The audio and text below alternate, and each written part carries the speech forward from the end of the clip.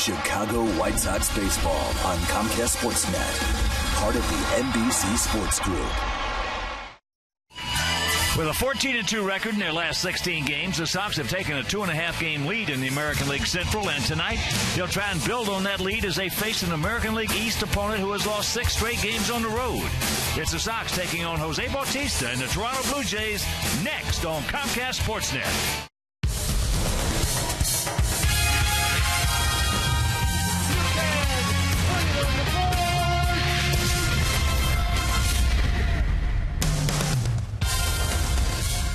We are coming to you from the city beautiful Chicago, Illinois, where tonight Comcast Sportsnet presents White Sox baseball. It's Adam Dunn, A.J. Pierzynski, Diane Vicieto, and the Sox as they get set to butt heads with Jose Bautista and John Farrell's Toronto Blue Jays.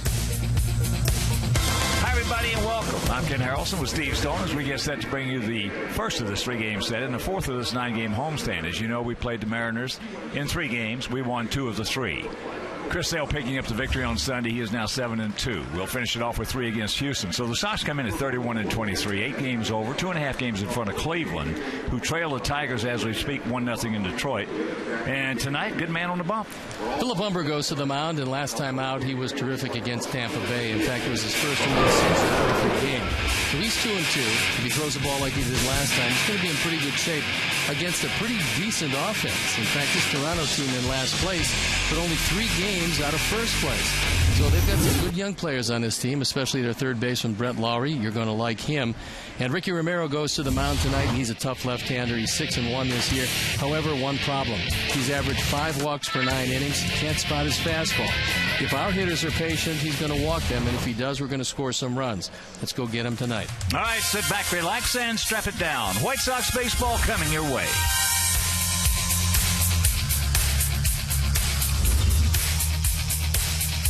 White Sox baseball on Comcast Sports. Northwest Indiana Lexus dealer who invites you to test drive a Lexus today. Blue Cross and Blue Shield of Illinois. Through it all, Ford. Drive one. The new wireless receiver from AT&T Uverse. Visit att.com/freeyourtv. Rethink possible. BMO Harris Bank. Helping money make sense. BMO Harris Bank. NA member FDIC. Geico. 15 minutes could save you 15% or more on car insurance. Visit geico.com for a free rate quote. And by Toyota. With great specials on fuel-efficient vehicles. Right now, you can get a lot for less at your local Toyota dealer.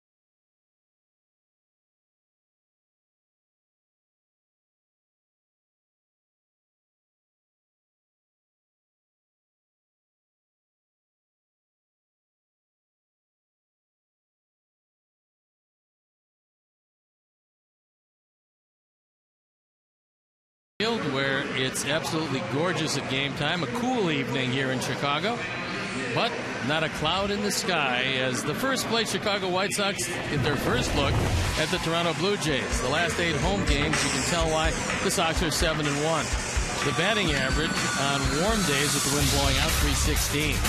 71 runs, only 40 allowed. The pitching staff has been very good. 13 doubles, 20 home runs. And overall, Sox enter at 31-23, 2.5 game lead over the Indians, 6 game lead over Detroit, who, by the way, as we speak, are 1-1 in the top of the 5th inning in Detroit.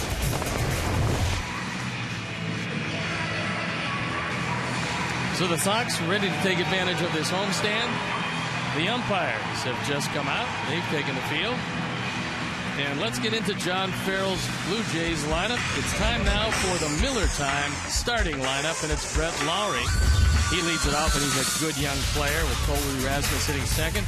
Then it's Bautista, Johnson, Escobar, Cooper, Aaron Sevilla, the venerable Omar Vizquel, and Rajay Davis.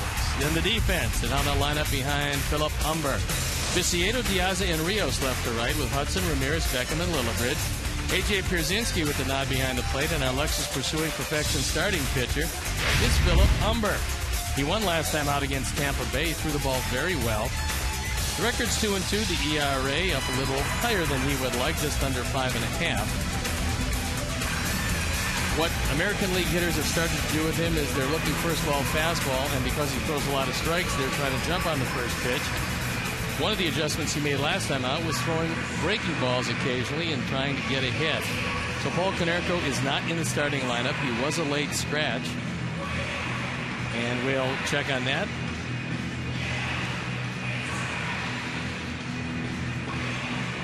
There's a look at John Farrell, who by everyone's estimation is a very good manager now and is going to be a great one.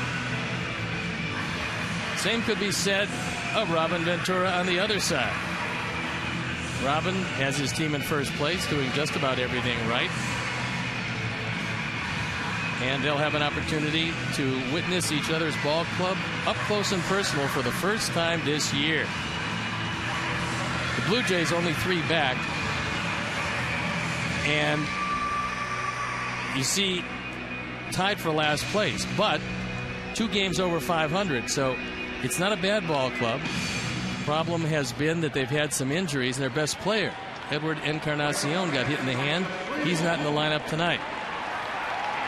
So we're ready to play baseball, and I'm ready to throw it over to my play-by-play partner, Ken Harrelson. Hi, Steve. Thank you. And once again, good evening, everyone, and welcome to White Sox Baseball right here on Comcast Sportsnet. So I hope you could join us for the first of this 3-game set and the fourth of this 9-game homestand.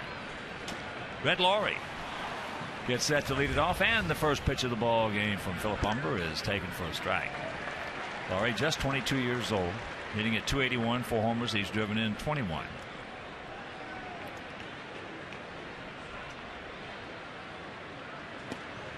And there's a strike. We're so lucky and fortunate. We have so many good young talents coming into the game of baseball. Well, this guy is one of the better ones. Sure. Yeah, we've got some outstanding young talents coming in. Outfield straight up. Bit of a gap out there in left center. Blue Jays come in hitting at .244 as a club with a 4.15 ERA. Toronto 12-14 on the road, 16-12 at home.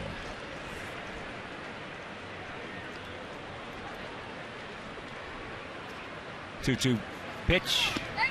He gone. Here's the umpires for the game tonight. Jim Joyce behind the plate. He's a crew chief. Mike Estabrook at first. Jim Reynolds is at second. Vic Carapazza is at third.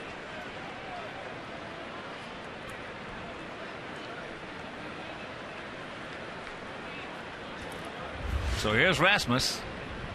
Colby Rasmus. Hitting at .227, 6 homers and 21 knocked in. Blue Jays can put a home run on you. They have hit 77. While we have hit 69. Well, Rasmus has gotten right on top of the plate, and he's moved up in the box. That was something they didn't want him to do in St. Louis, but that's something that he started to do here, thinking that he can reclaim that power that he once had. Well, as we talk about so often, the two most precious things a hitter has is, first of all, the count, and in the batter's box. You can create your own strike zone by moving around. There's a curveball strike, and Cooperstown is filled with guys who moved around in that box. Well, he had to make an adjustment because pitchers were just wearing out the outside corner. They were throwing him a lot of backdoor breaking balls. Now he believes, you see right on top of the plate, he believes that he can get around a little more quickly. The funny thing about it is that your mind is such a wonderful thing in baseball or in anything, but the closer you stand to the plate, the faster your bat's going to be. Here's an example. Yeah, there's a line shot. It just, your mind just, that's the way it works. The further off the plate you go, the slower your bat's going to be. Rasmus at one point was a crown jewel of the St. Louis Cardinal organization. And in fact, there was a lot of thought that at one point he might be coming here. Didn't work out that way, however, and he's seemingly found a home in Toronto. So here is Bautista.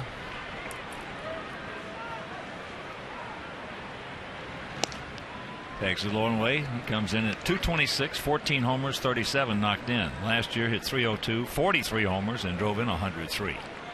Asked John Farrell what has happened to Bautista average-wise. Said he just expanded his strike zone.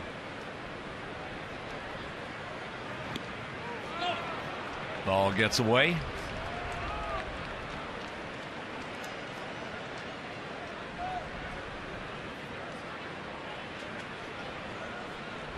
Bob Rosenberg charges a pass ball. A.J. wants it low and away. And this ball slips, backs up.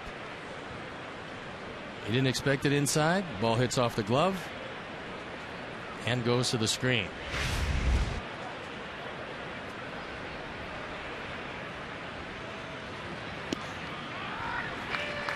Two and one. In talking with Farrell about Bautista, he said he's gotten frustrated on calls. He's let that affect his swing, but he said when you look at the power numbers, he's still on pace to hit 40 and drive in 100.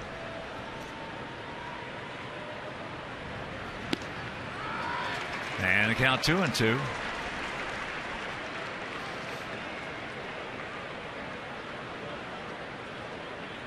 He has got one of the liver bats in all of baseball.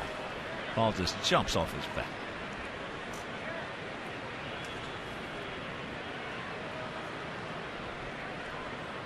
Now time. Well, the last few years, there were times in Toronto where you'd go in there and you just wouldn't even want to pitch to him. That's how locked in he was.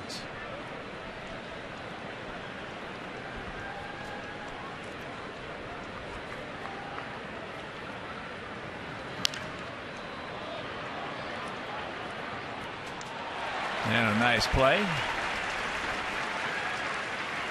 by one of the fans.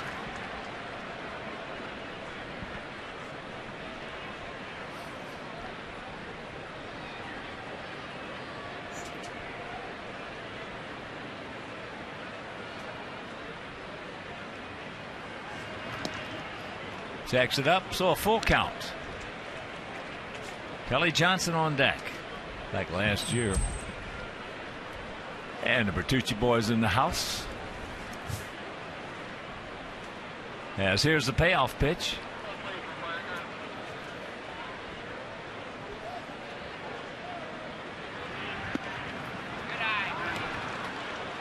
And that's ball four.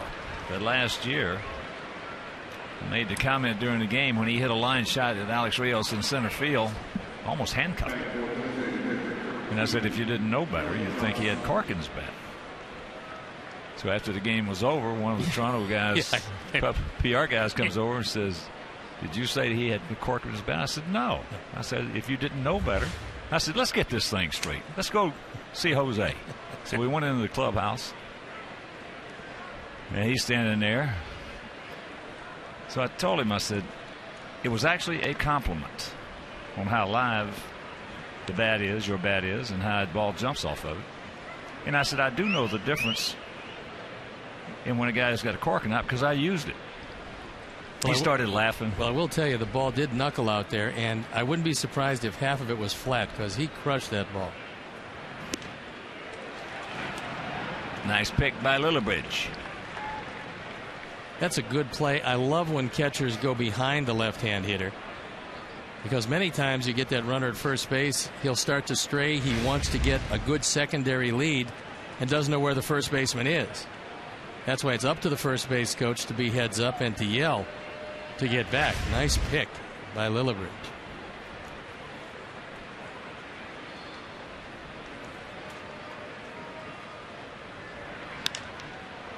And that's into left. Tank makes the catch.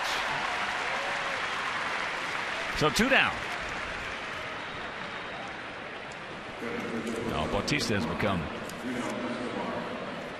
probably one of certainly the top 3 or 4 most feared hitters in the American League. In the last 2 years, in 10, he hit 54 home runs. Last year, 43. Drove in 124 in 2010. And the ball, both home and away, just exploded off the bat. Yeah. So here's Yunel Escobar hitting a .252, 3 homers, 17 driven in. 2 on, 2 out here in the top of the first if you're just tuning in.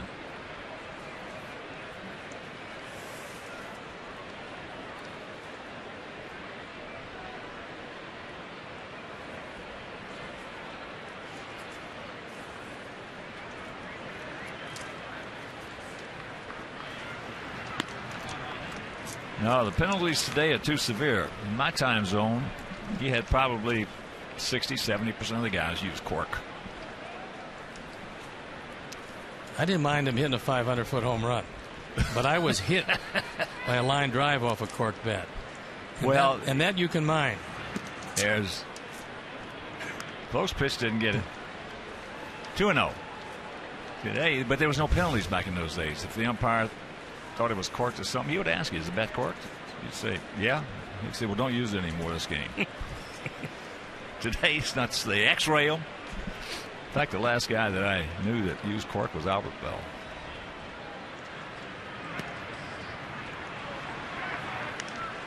Three and 0.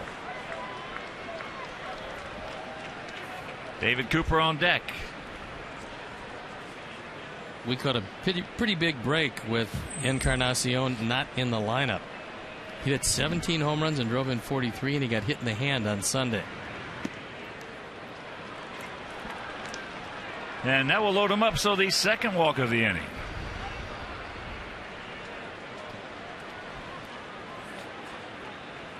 And here's Cooper, 25-year-old first baseman. He is 11 for 33, which will pencil out to be 333.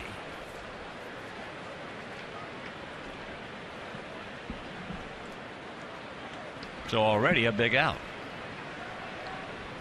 in this ball game. Fouls that back.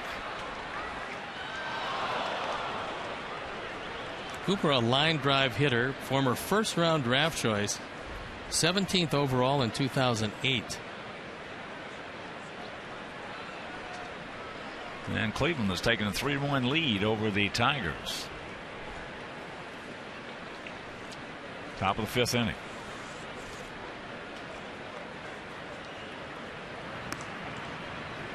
That changeup, not even close. So the count, 1-1. Don Cooper not particularly happy this inning as Umber about to deliver pitch number 27.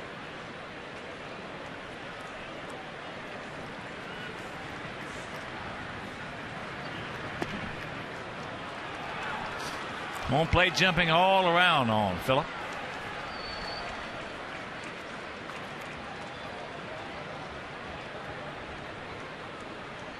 With the off day yesterday and the complete game on Sunday, the bullpen is well rested, but you don't want to bring him in real early.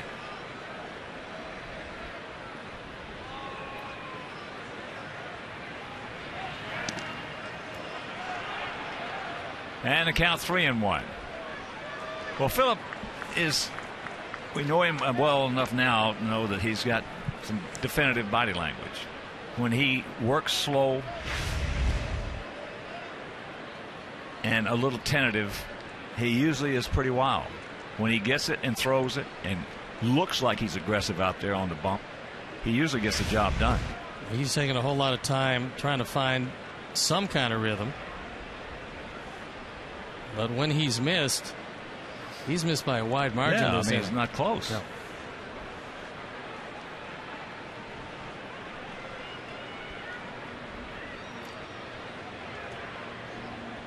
Two out, 3-1 pitch. And it goes full.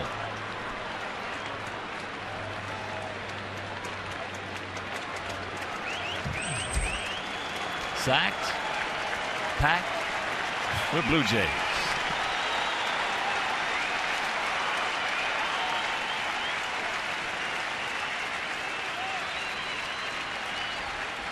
And the payoff.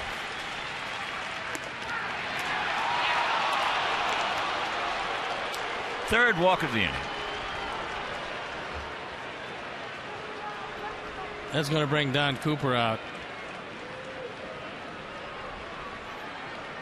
As Phillip with uncharacteristic wildness.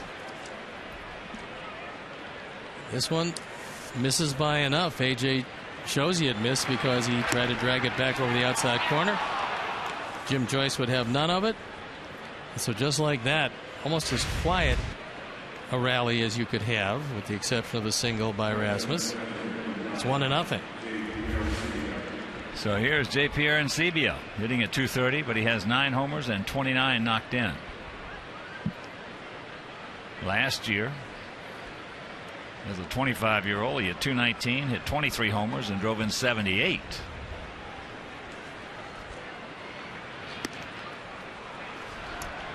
Not getting on top of his curveball and having all kinds of problems.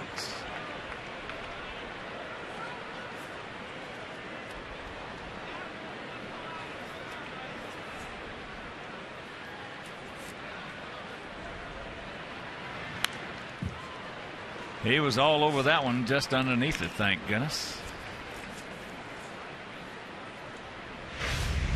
Encibia won't be the best hitter around. He will be a very powerful hitter. Got an uppercut swing, and he's very strong.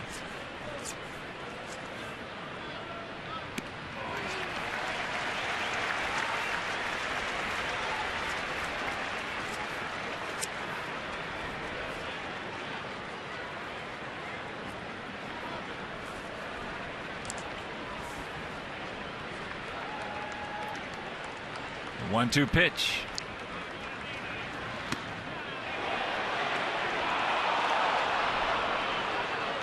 That ball way up out of the zone, and it looked like Encibia was looking fastball, was ready to swing at it, but backed out of the way and did not. He did not go. Good call by Mike Estabrook.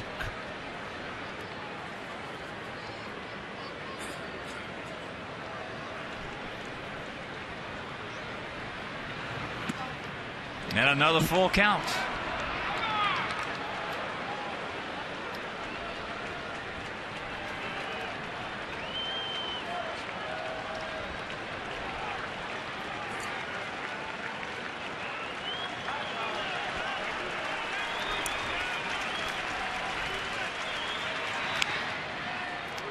Breaking ball.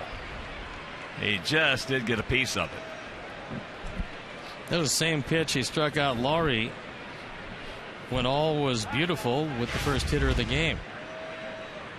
He cuts it a bit out away, and Encibia just able to stay alive.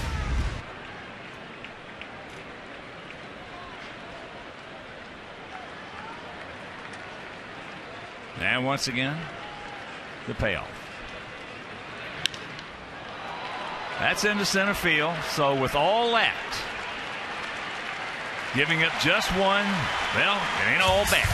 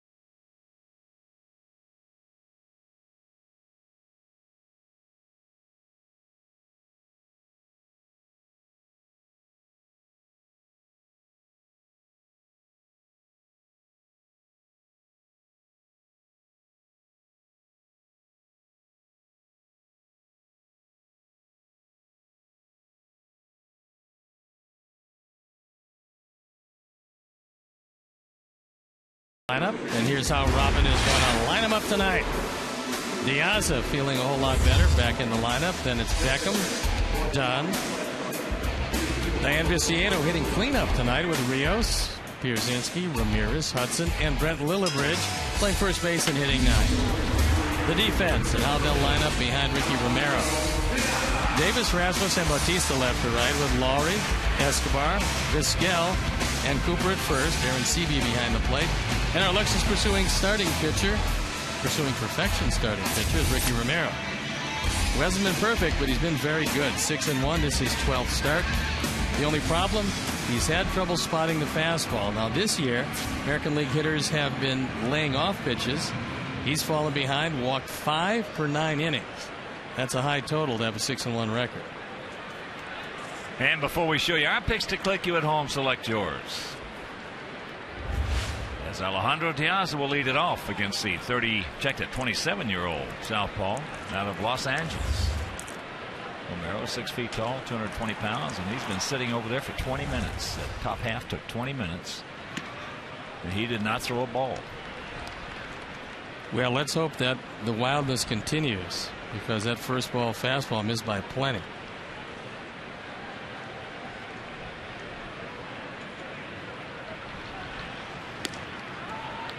Alejandro hitting at 298, 4 homers. He's driven in 24.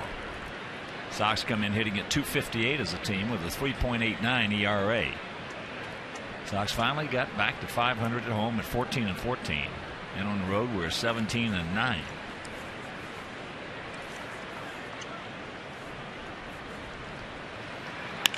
There's a good way to start it. Get by, get through. Bobble. Now here he goes. Safe. That's got to be single E7 on Rajay Davis, you would expect. But an aggressive turn, and that's what got him in at second base. So he reaches down, gets a fastball down. Davis misses it, and heads up base running by Alejandro De Aza. Well, if you're not busting it out of the box, you're not going to even try to get in there with that bobble. So here's Beckham.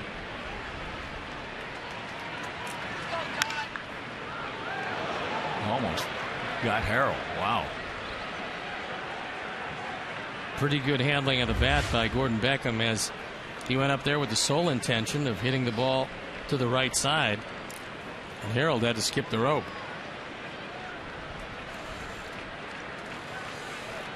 Gordon hitting at 237, 8 homers and 22 driven in.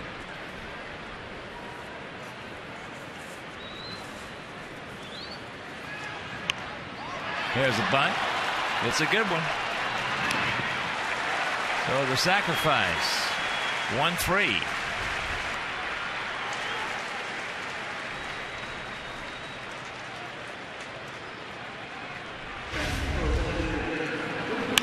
De Aza's done a great job as a leadoff hitter, and this is why he wound up at second base. He takes a look and then just accelerates and beats the one-hop throw.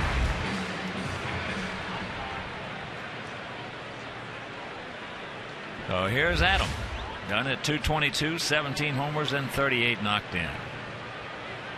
They do not have a shift on, as there's a curveball strike.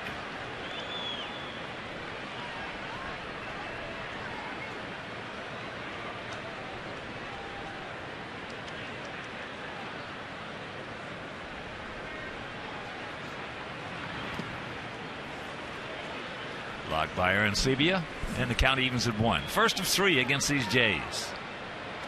And we'll finish it off over the weekend. 3 against the Astros.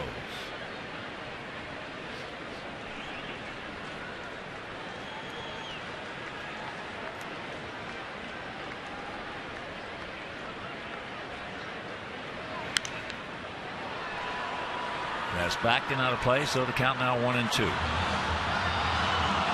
Romero also a first-round draft pick of these Blue Jays, the 6th player chosen overall in 2005. So they thought he was pretty good out of college, and it's proven out to be that way.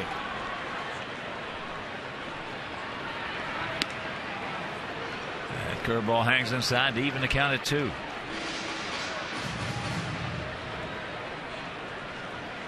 Nice 18 over. Hand. 18 over for a team that, for the most part, has not been a great team.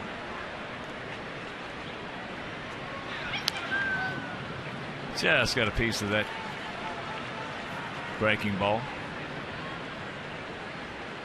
1-0 Toronto. Bottom of the first if you're just tuning in. With the tying run at third with just 1 out.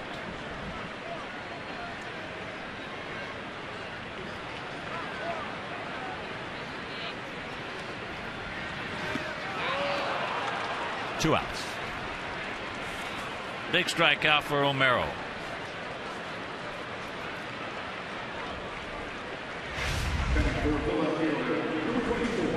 That ball, little something off it, dipping out of the zone, looked to be a cutter. Had Adam well out in front. So here's Tank hitting in Paulie's spot. Paulie is ill. Viciedo takes ball 1. Viciedo hitting at .277. 12 homers and 29 driven in.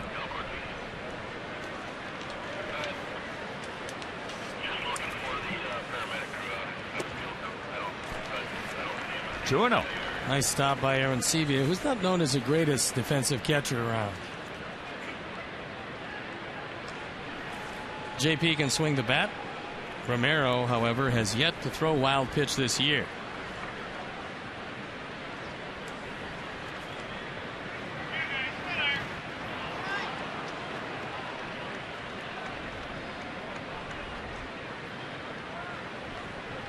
Tank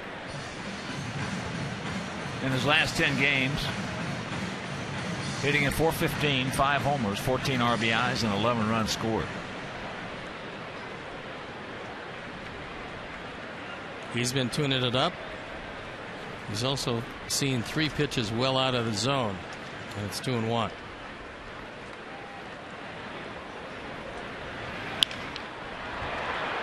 There's a little flare in the center field. Here comes Rasmus. He's there. Does not get the ball. Now Tank's on his way to second base, and he will get there. As Diaz scores, and this game is tied at 1. Well, a heads-up play by Dayan Viciedo. The reason is that he realized right away that everybody was converging on the baseball, and Romero had only one job, and that was to cover second base, and he didn't. Nobody was there. So a little looper. Rasmus just flat out misses it. And we'll take it. The game is tied at 1. On his 14th double. And here's Alex. Don't stop now, boys. Pick him up, Alex. Alex has faced his former mate 9 times, has 4 hits, 1 homer.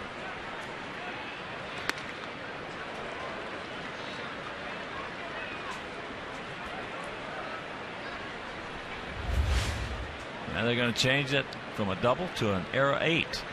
That's a tough error when you got to run that far, even though he just flat out missed it.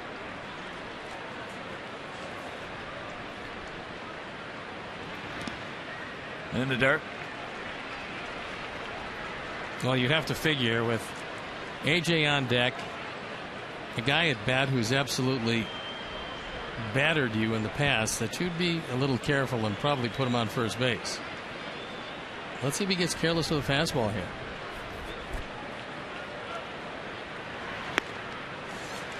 Three and 0. Now this is as close to a pitch around, give him 4, as you'll see to this point.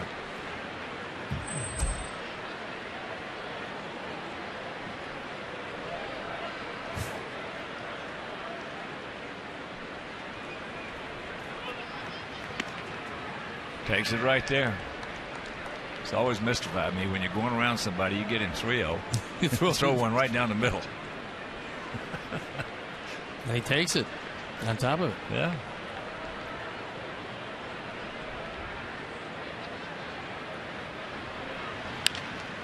That's a fair ball. Long peg. Lowry with a good arm, but Piazza scores.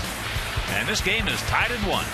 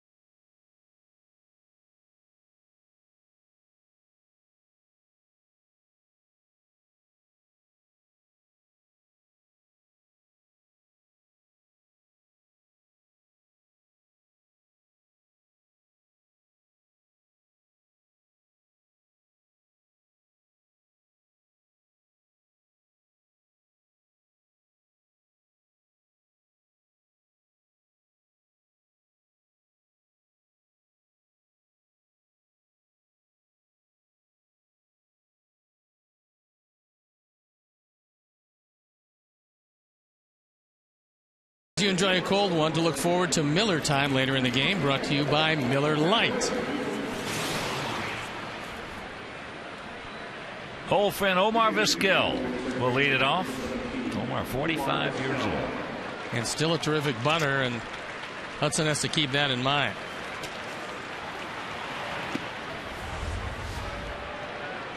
First pitch strike. Omar 9 for 38 on the season.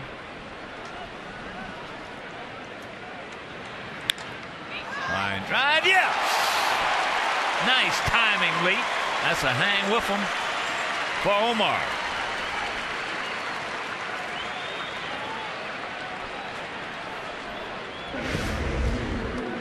Ramirez goes up, and at the top of his jump, able to haul it in.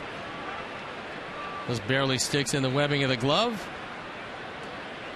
Well, just a well-timed effort. Rajai Davis hitting at 240, 3 homers. He's driven in 11.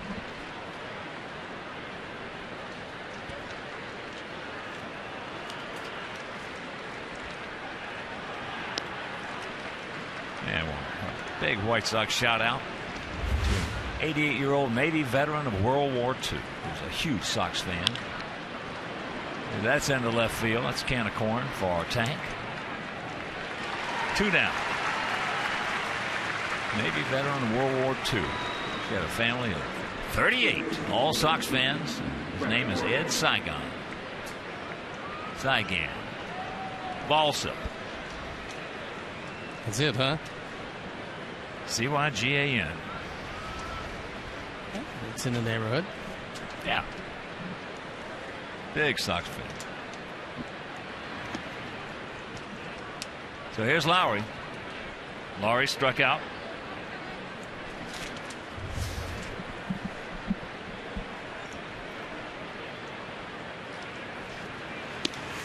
Takes the strike.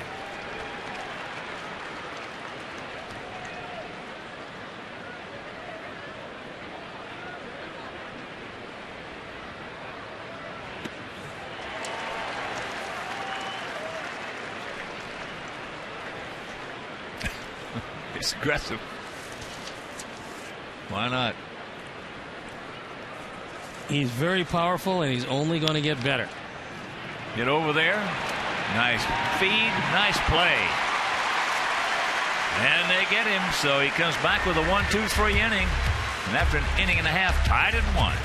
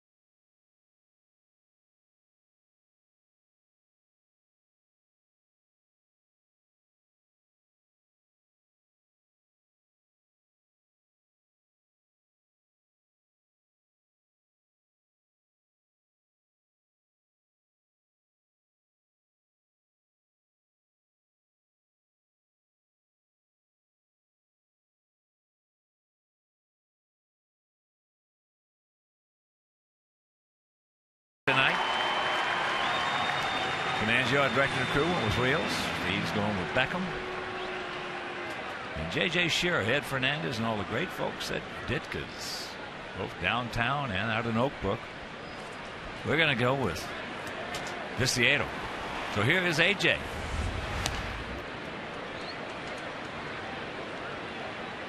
A.J. hitting at .291, 9 homers. He's driven in 35.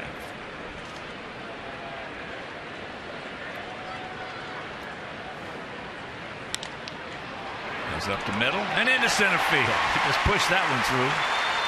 So the leadoff single. But the important thing is last inning, or the top half of this inning, Umber worked really quick.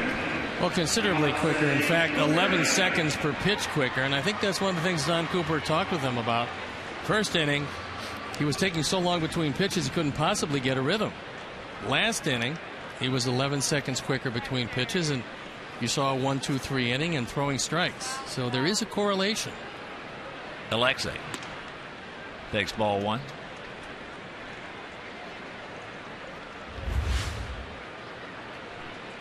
Alexei hitting a .224, a homer. He's driven in 25.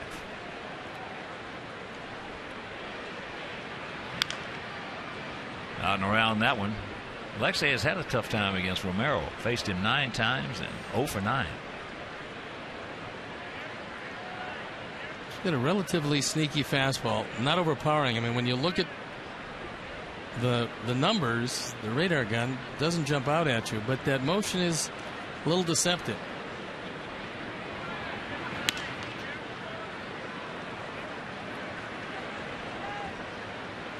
Because we saw last year that he's a battler with whatever kind of stuff he has. He's a good pitcher. Yep. Yes, he is.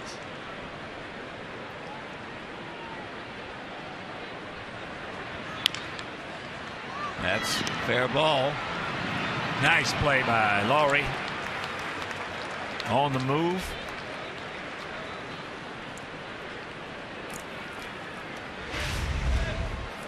Well, you're going to really love this guy at third base because he's becoming one of the best defenders in baseball. He's got a rocket for an arm. He has the best mobility of anybody in their infield. And talking with a few of the coaches, especially Torey Lovullo, he said that right now he just has star written all over him.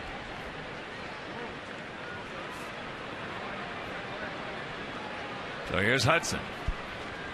Hitting at 184, no homers he's driven in 4. Takes ball 1.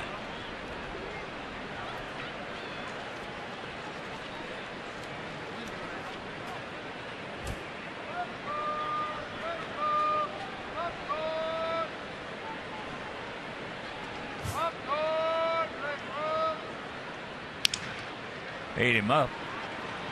Now they're going to go to third, and they get A.J.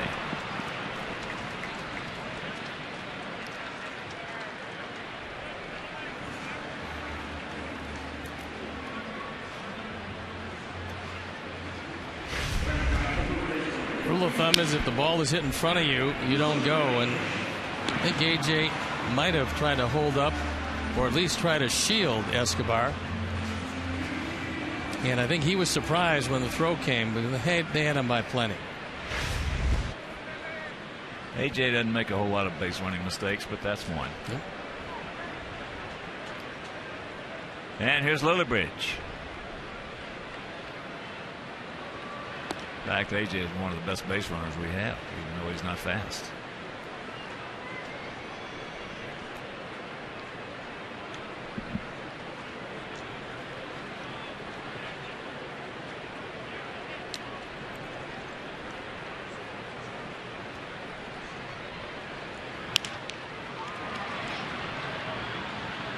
And it'll retire the side. Get this leadoff single. Can't do anything with it. Win to the third. Tied at 1.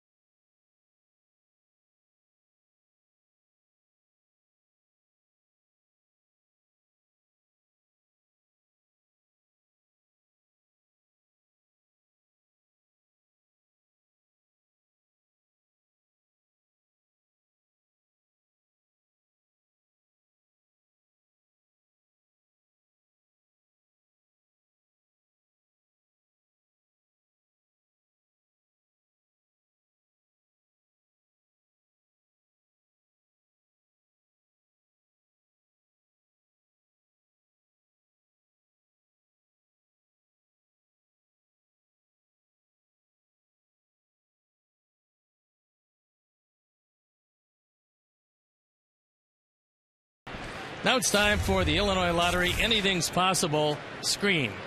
And you can see if you play real well, you get to be a top draft pick. And Courtney Hawkins, Sox first pick, 13th overall, an outfielder, a big guy, 6'3", 220.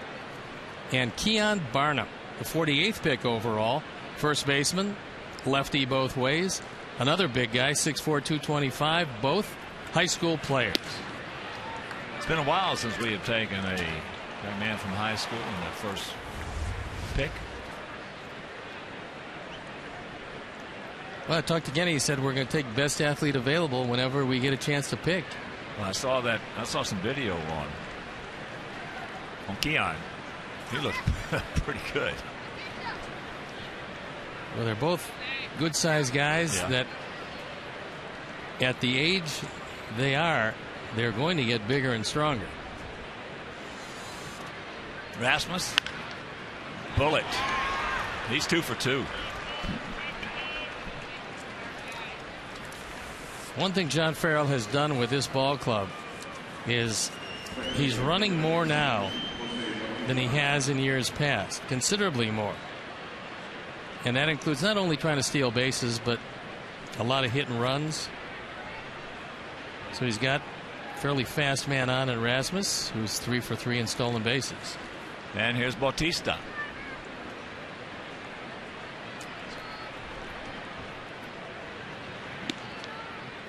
Take strike one.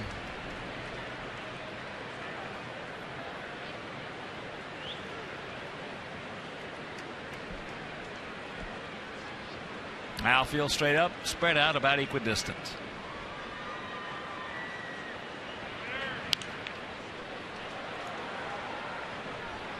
That fastball fouled away, so the count 0-2.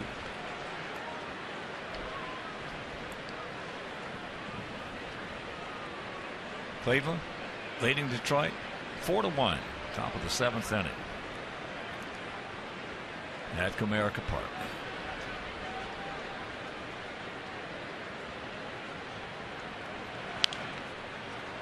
And another souvenir right side. I know the Indians got Asdrubal Cabrera back, and for them, that's a big bat coming back in the lineup, a great player coming back in the lineup.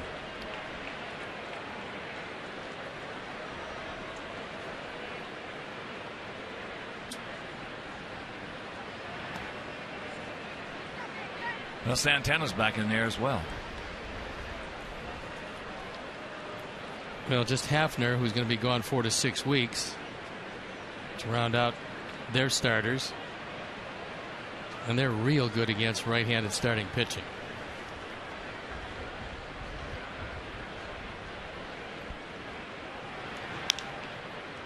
And that's fouled away right side, and Lillibridge giving a good hard effort, but can't get there.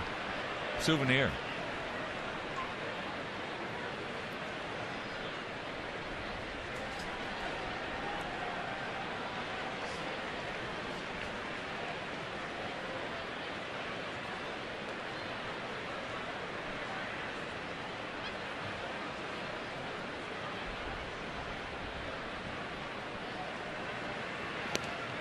Curveball on the way, 2-2.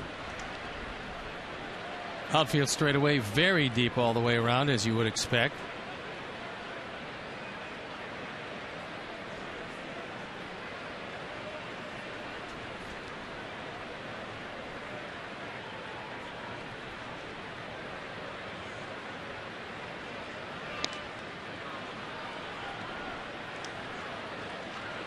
So a full count.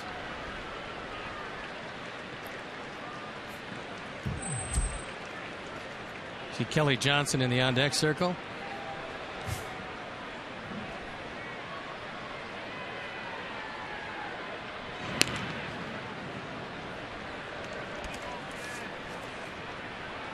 I would assume here that you get a chance to strike him out and throw him out.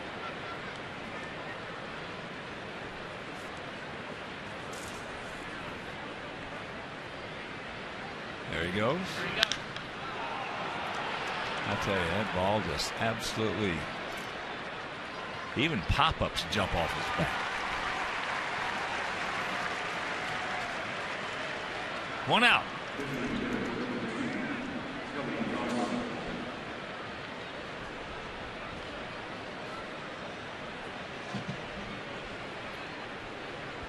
So here's Johnson. He went out to tank in left field.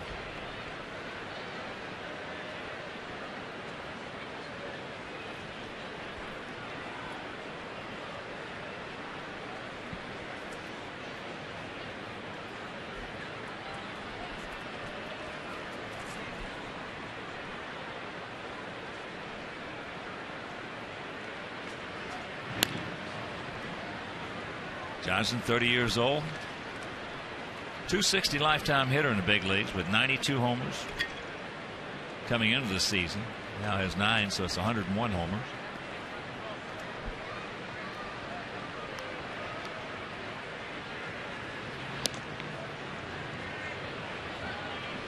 That changeup misses low and away. Johnson's always had some power. Came over from the Arizona Diamondbacks. Yeah, he looked like he was going to be with the Braves for a while. Yep. Was a good, solid second baseman. The bat was always a bit ahead of his glove, however. And a reminder, organize a group outing of 20 or more during the season. Purchase a block of tickets or enhance your outing by upgrading to a pregame patio party, Diamond Suite, or one of our other 4 great party areas. So call 312-674-1000 and visit whitesox.com. Bertucci boys will take care of it. Bobby, Bruno, Anthony, Giggs.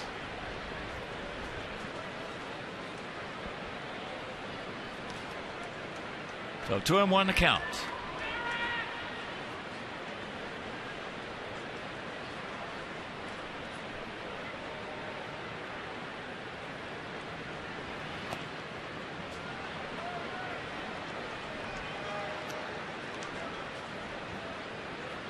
Well, you got to be careful on this one because Johnson, who is a home run hitter, is thinking just that.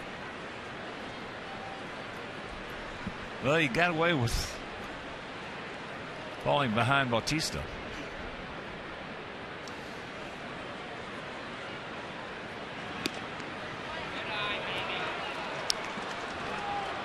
So that's a 4th walk issue.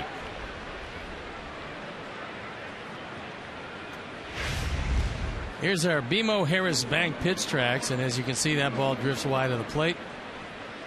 Once again, Philip Humber has slowed it down to a crawl. Yeah. After speeding it up last inning and having 1-2-3 inning. This inning, he slowed it down when Rasmus got on, and he's not finding any rhythm.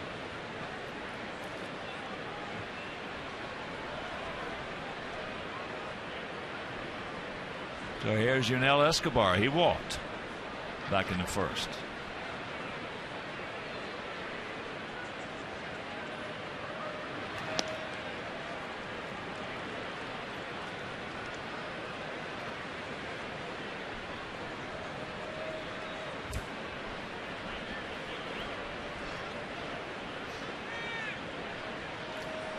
This will be pitch number 64 in 2 1/3 innings. Checks it up and takes the strike. We got real lucky with a changeup there. It was up and out over the plate. He hasn't been able to pull down on one changeup yet. Take a look at the location. Normally these get crushed. Yeah. That one didn't.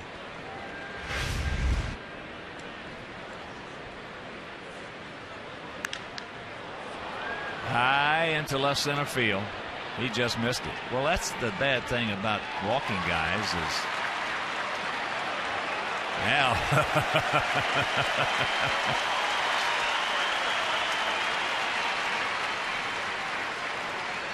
2 down. Well, Rasmus decided that he was going to tag up, take a real aggressive start toward third, but you're running on the wrong guy, Colby. Viciedo able to set up. Rasmus would have been out by 20 feet. Oh, the tank. Tank's got a gun. But when you're walking guys, on the guys you don't walk, you're probably going to be 2-0, 3-1, 2. Cooper, he walked with the bases loaded.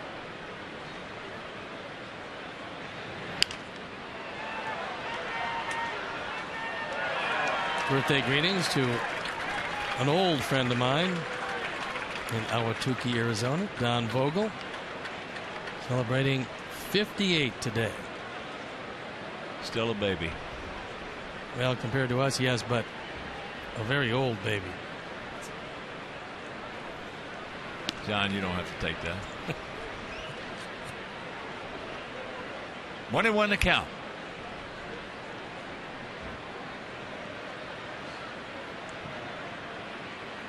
Two on, two out.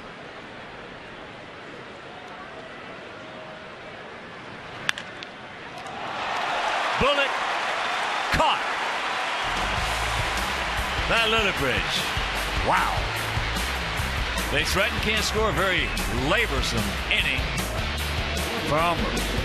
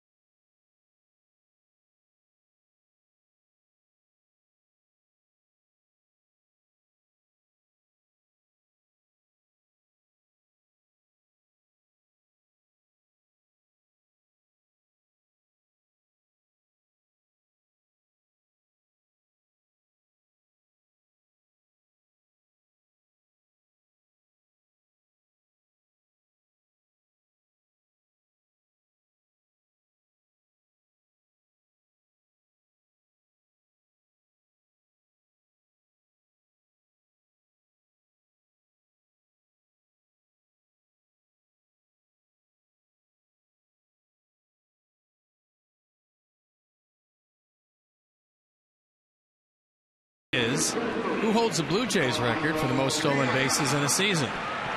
You think about that for a while? We'll get back to you with the answer a little later in the game. Alejandro De Aza will start us off. He singled and came around to score in the first inning.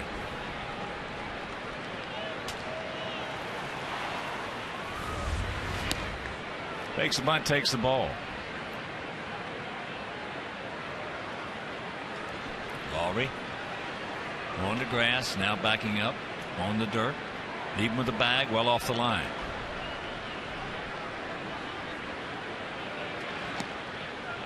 And the count 2-0.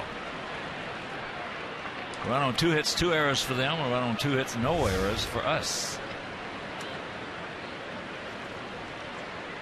Alejandro has absolutely been brilliant in the leadoff spot.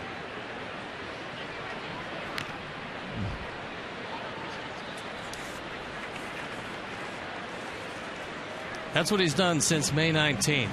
364. He's got his batting average up over 300 as we enter this at bat. Driven in 12 and scored 11. Not bad.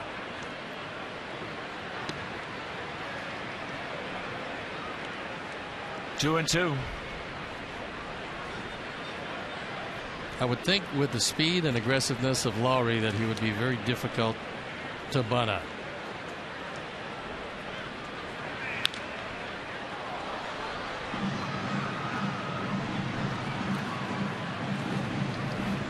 Red Lowry, the third baseman, was a crown jewel of the Milwaukee Brewers organization, but they needed a starter. They got Sean Markham, and the price was a guy who was going to play third base probably for a long time for these Blue Jays. Curved ball into short left field. Escobar now making the call, has the ball. But De Aza now tied for second in runs in the American League with Josh Hamilton. Ian Kinsler leads with 43. Hamilton and Piazza have 40.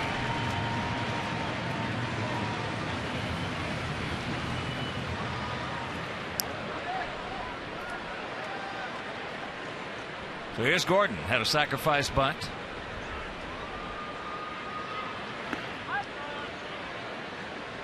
Takes low ball 1.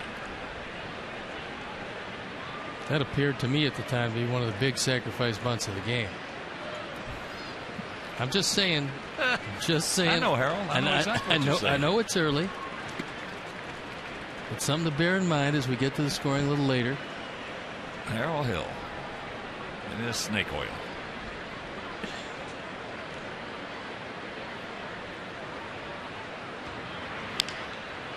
Tops that one foul. Outfield straight up, spread out for Gordon. Gordon the third. Well, Gordon in the second. Gordon in the second. And Sully. Did they take off? Yeah, they left. I can't believe it. I told them not to go. Neither can I. I mean, I saw you mentioning to him to stay, but pops that one up into short right field. Bautista's there. Well, see, if they were here, that never makes it to Bautista. That falls for a base hit.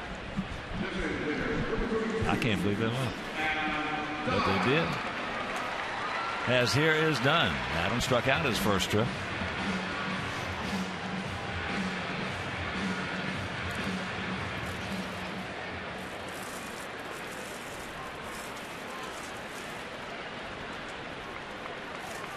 Now they have a shift on. And that's Omar is staying at second. They're moving Lowry into right field. That's exactly what they do with Lowry. They put him at the deepest position where you have to cover the most ground.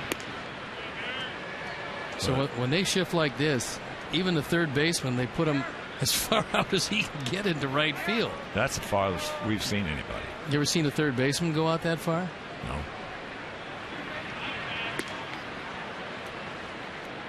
One and two the count. You got a lot of second basemen and shortstops who couldn't throw him out from that far.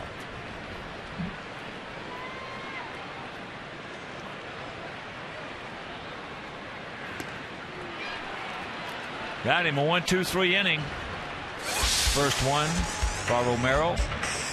And we're into the fourth, tied at 1.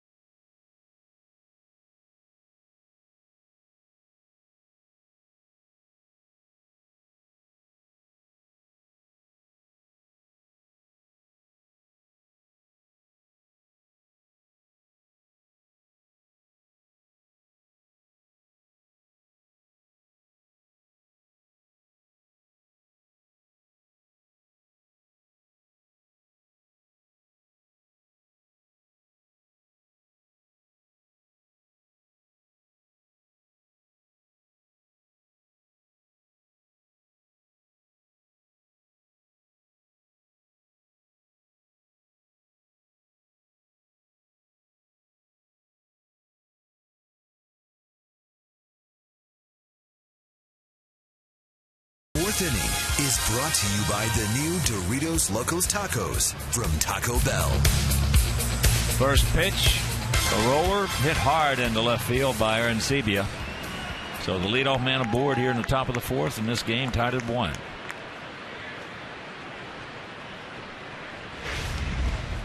Phillip tried to get ahead with the curveball. That was a strike, but it wasn't a sharp breaker, and Arancibia stayed right with it. Here's Omar. He hit a screaming Mimi right over the head of Alexei, who went up and got it. As there is a going to take him right to the bag. Yes, showtime. Beckham and Ramirez rack him up. If Arancibia isn't running, then Gordon probably isn't going to be where he wound up. He wouldn't have had a chance to backhand it. As the hit and run, double-edged sword. Sometimes it works real well, and other times it takes a defender right in the path of the baseball. So quickly, 2 outs, and a big play by Beckham to Ramirez to Lillibert. So here's Rajay Davis, 1 out. To his counterpart, Viciedo.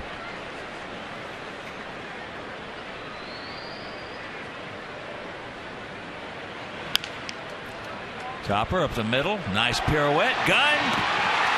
Yes. Beautiful play by our middle. Beckham and Ramirez. Mercy.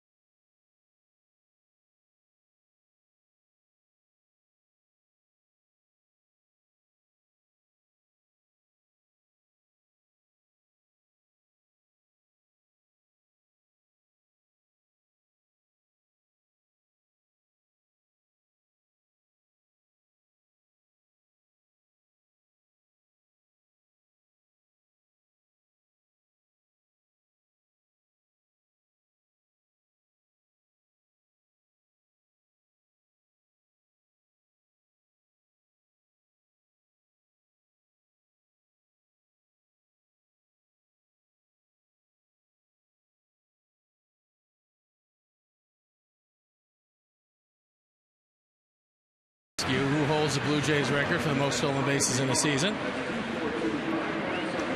Dave Collins. In 1984, he had 60 bags. Became a terrific coach.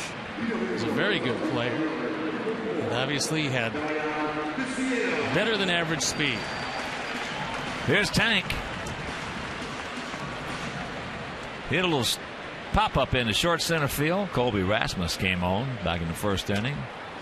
Fanned on it, but still it should have been a base hit because he had so far to go and he had to reach for it, as Lowry not that fast. Well, the one thing that Tank has to beware of these days is that the American League has started to make their first adjustments to him. And that adjustment is they're throwing a lot of pitches in on his hands. They're probably a little tired of watching him rifle the ball out of the park over the bullpen in right field.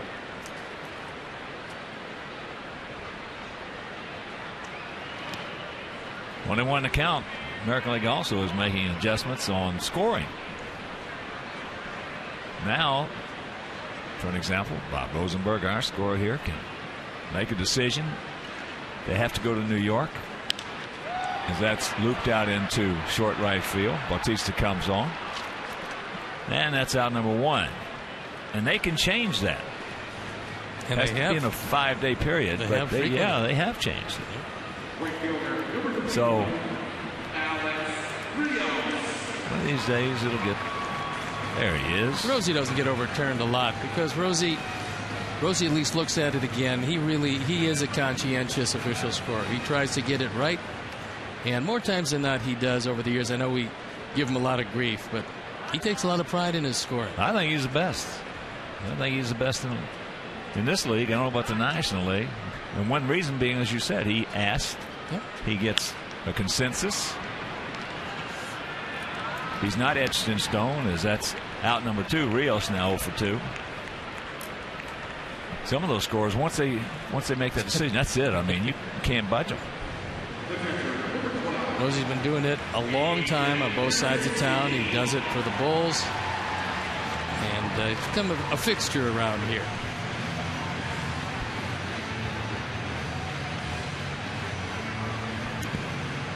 Here's AJ. He singled to start off the second inning.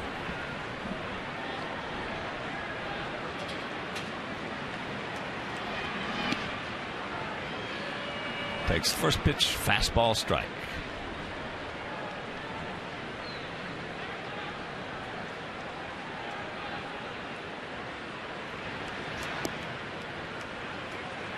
One and one to count.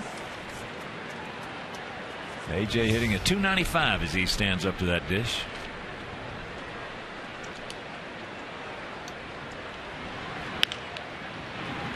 That's a fair ball. Cooper will take it. And that didn't take long. 1, 2, 3. We'll go to the 5th.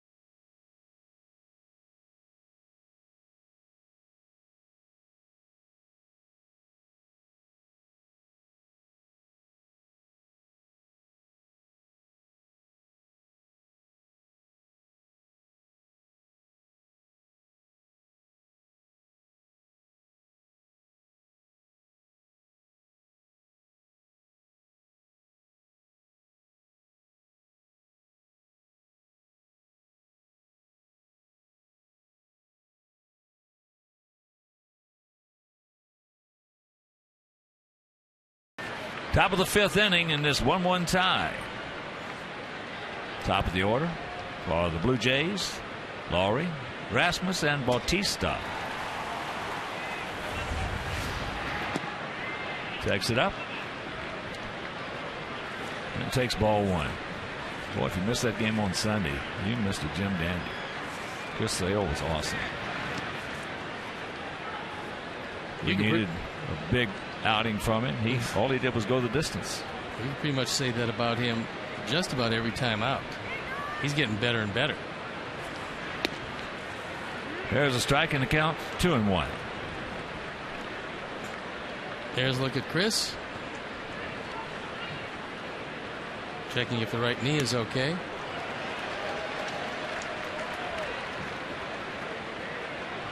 (7-2) this year. ERA 2.30. Wow.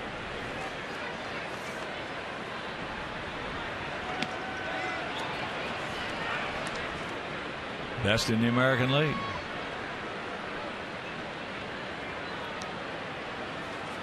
Another full count. And that changeup is laced out there into right center, and boy, he can run. You go 2-0, 3-1, 3-2 enough, and you're going to get burned.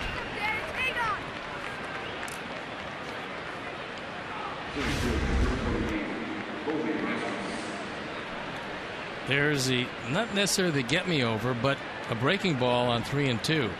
He just flips it into right center and then realizes he can outrun the arm of Rios.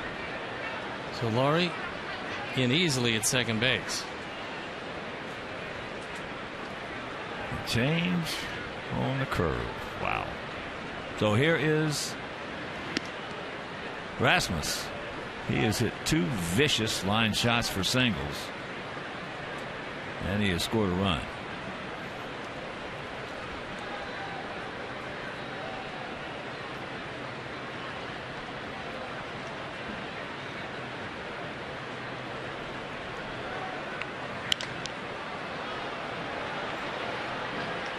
Oh, and 2 to count. And we'll send out a White Sox shout out. Congratulations to the Harris Storm of Granger, who won a tournament the other day. Coaches Eric McFarland, Brad Ostrander. Congratulations, guys. Well, they do a heck of a job. They let those kids have fun. The 0-2 pitch.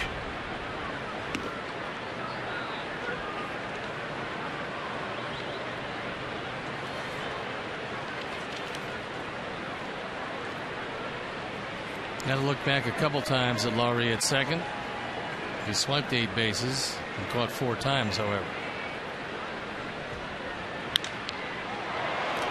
That's high and deep. Stay in here. Stay in here. Cannot do it. And it's a 3-1 Toronto lead. 7th home run of the year. RBIs 22 and 23. We told you when the game started about the adjustment that Rasmus had made. Here's our Ford home run replay. That's a straight change down and out over the plate. And gone.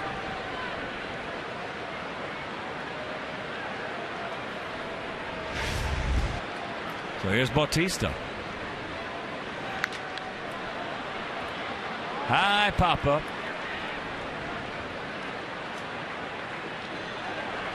One out.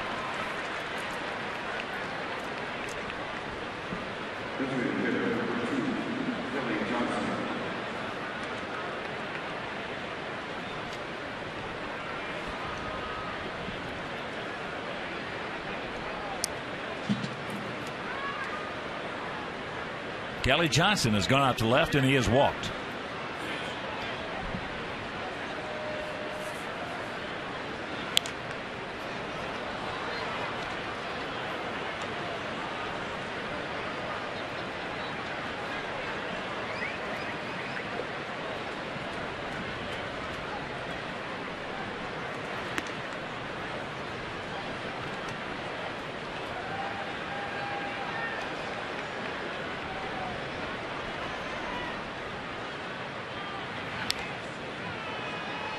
Good pitch to hit. He couldn't do anything with it.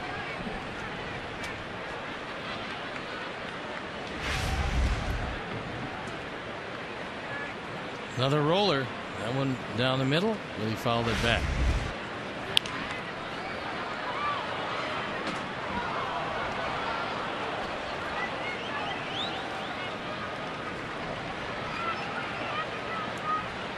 These Blue Jays sent Adam Lind to the minor leagues. Remember how good he looked a couple of years back? You better believe it. Here you go. 2 down.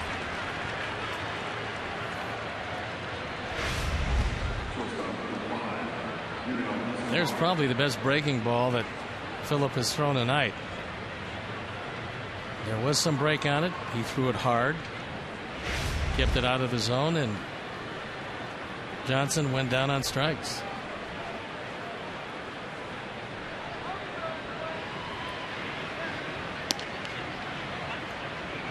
Escobar has walked and he has gone out to left. He just missed one last time up.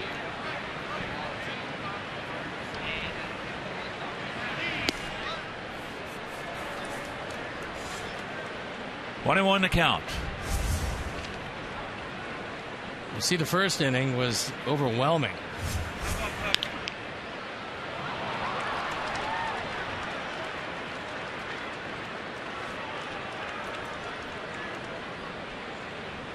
Sixth hit given up by Phillip. 37 pitches. The third inning, 22 pitches. This inning will be at least 20 pitches, and he's going to use at least 92 to get through 5.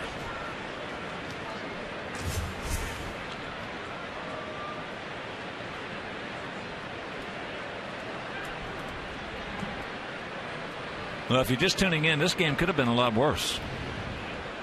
We've had some excellent plays. They could have done a lot of damage in that first inning. Phillip walked the bases loaded, including one walked in.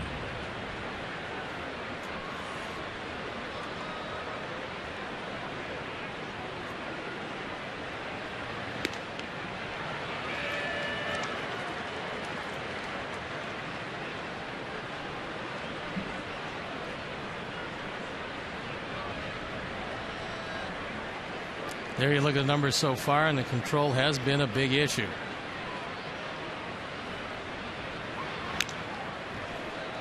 Yeah, these guys have had a lot of good pitches to hit tonight. Last time up, Cooper scalded one, but Lillibridge, who's already had a very good night at first, made a good play.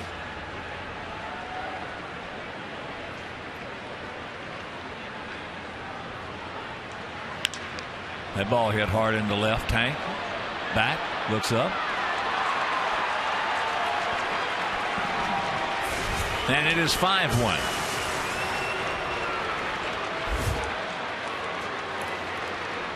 Just the second home run for Cooper. His third run batted in, his 6th of the year. And between Cooper and Rasmus, they got them all. They got all the runs batted in. Our Ford home run replay. That fastball belt high out over the plate. And David Cooper, former first round draft pick, hits it out.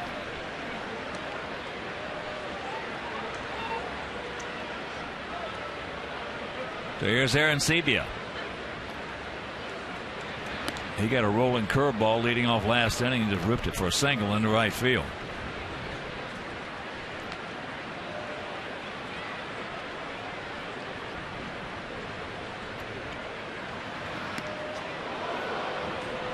Yeah, but getting back to Lynn, in 09 with that 305 average, 35 homers, 114 knocked in. You never know in this game. You know that. We've seen so many things, strange things happen. That was a shocker when I read that he had been sent down. Well, in talking with a few of the guys over there, they said that he gained anywhere from 20 to 25 pounds. You take a look at the doubles column that he had. Yes, he did. And you'll see 1 year 46 doubles. Next year 32. And then something like 16 or 17. He gone, but a big crooked number goes up on that board. We're halfway home. Not good.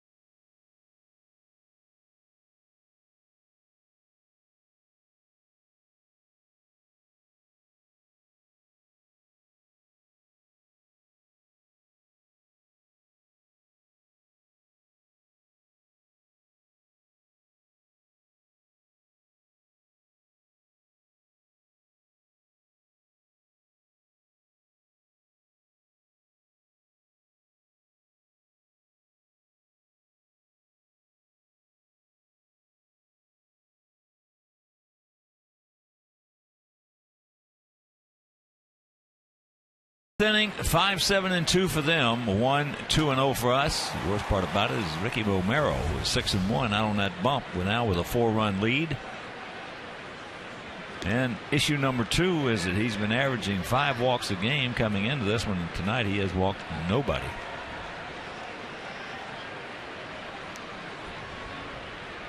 Alexei 0 for 1. Well, the irony of what Don Cooper was telling Philip Humber is exactly what John Farrell, the manager and former pitching coach of the Red Sox, told Romero. Get on the mound and throw it. Get some rhythm. He was taking a whole lot of time.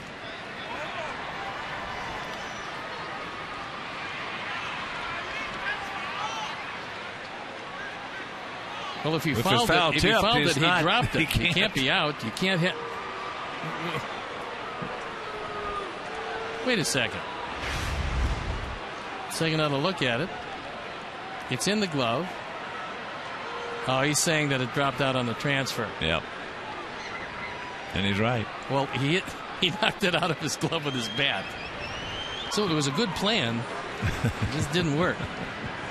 1 out. You watch it here. He hits the glove with the bat. Well, I wish I'd have thought about that when I was playing. Dude, yeah, you could have got away with that a few times. Hudson takes a strike. He fouled out to Escobar. Did you ever hit a catcher in the back of the head with a backswing? Ever. No. Nice snap by Romero. 2 down.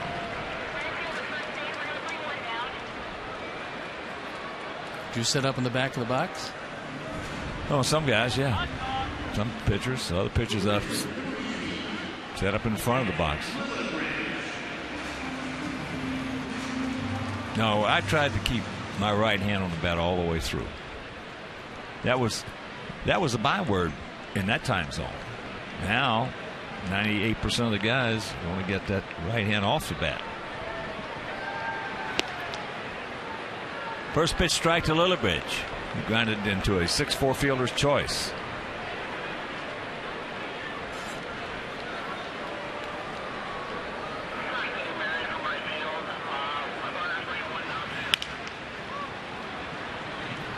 This is 10 in a row retired by Romero, and he leads at 5-1.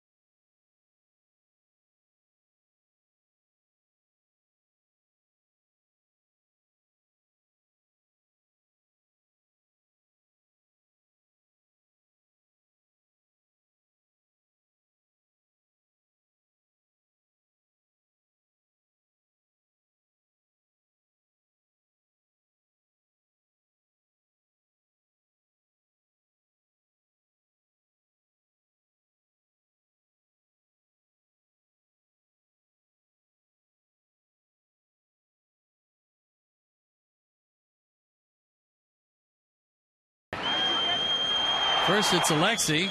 Goes up to take one away. Then a very good play by Lillibridge. Then a terrific double play. 4-6-3. And again, the 360 spin and gun out at first base. good night with the gloves, and Zach Stewart comes on. Humber went 5. Stewart 1-1, ERA 4.08. There you look at the numbers. Right-handers have just killed him, where he's gotten the left-handers out rather easily. Omar Vizquel is 0 for 2. Takes ball 1.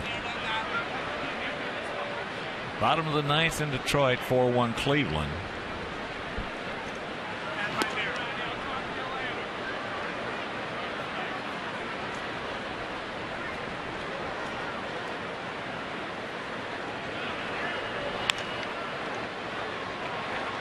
Jack make that play, and that's out number 1. Jack pitching against his former teammates.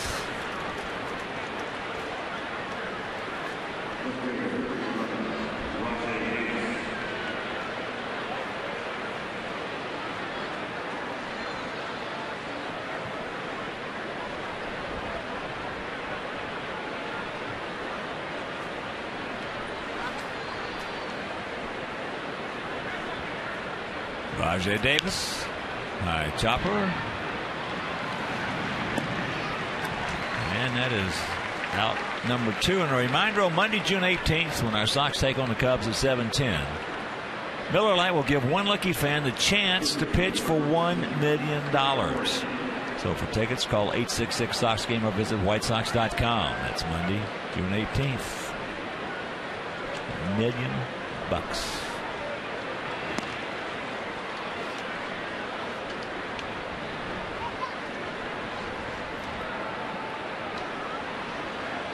Lowry started off that 4-run fourth, as that's going to fall for a base hit.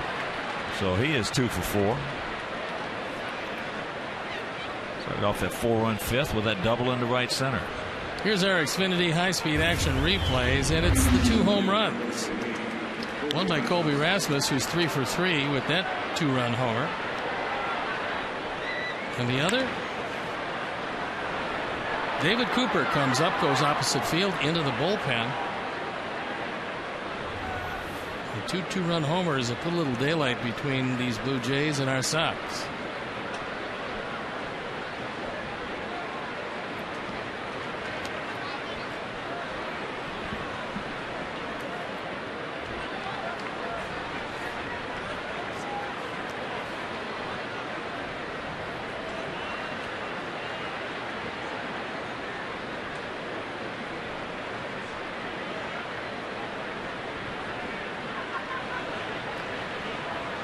And a reminder, you can stop by Bacardi at the Park here at U.S. Cellular Field at the Gate 5 Plaza. Bacardi at the Park offers a full menu from Gibson's Restaurant Group and opens at 11 a.m. before all home games. It's a great place to hang out and watch the action on over 70 HD TVs.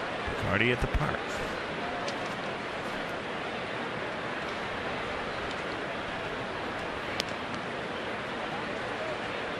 Three and 0 the count to Rasmus.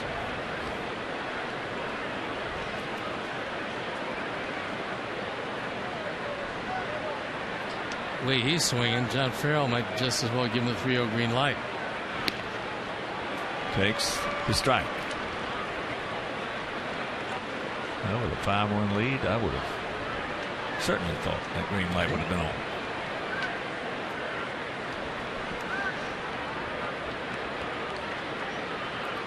There he goes.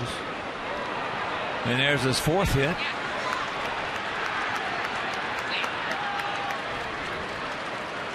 So 2 out and runners at the corners.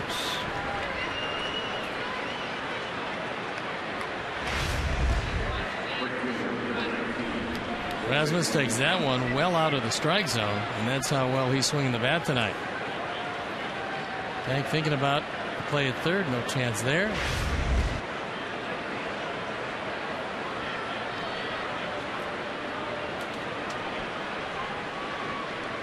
Bautista, a walk and 2 very high pop-ups.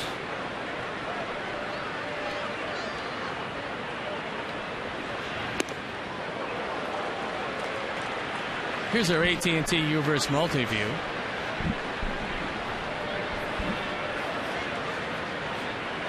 Let's hope Bautista continues to stay under the baseball.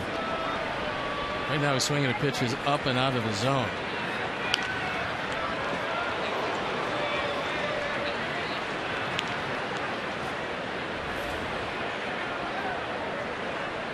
Oh, and 2 the count.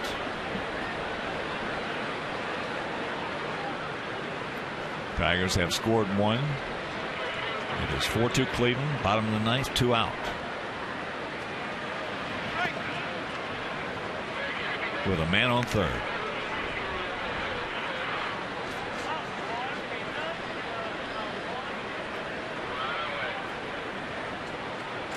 A career high for Colby Rasmus, who's done it before, but not often. And that's into center field. That's going to fall.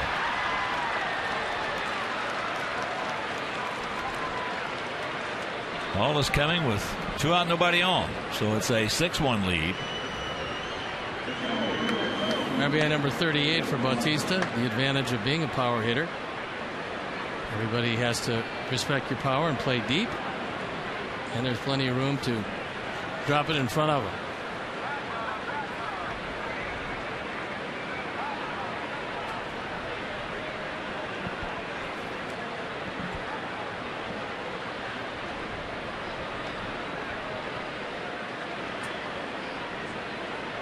And here's Kelly Johnson 0 for 2 with a walk.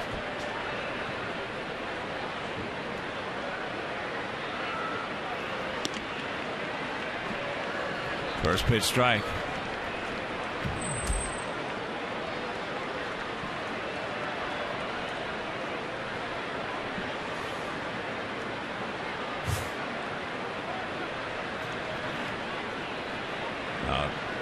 Nice block.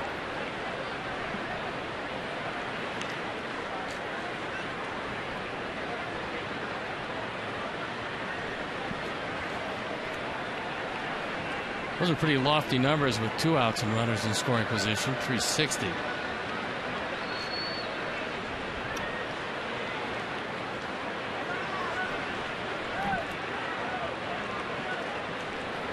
And Sox fans, on June 9th, first 20,000 fans will receive a commemorative 2005 World Series canvas. And this is a nice one. Presented by Xfinity. Xfinity, your home for the most live sports. There it is.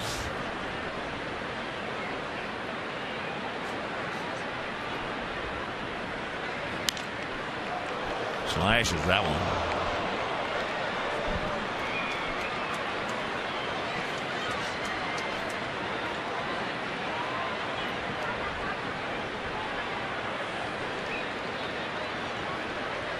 Cleveland has defeated Detroit. And there's a base hit. It's going to score another one and a 7-1. RBI number 28 for Kelly Johnson. 4 straight singles. Brings Don Cooper out from the dugout. So this looked like a fairly harmless inning with Vizquel and Davis going down.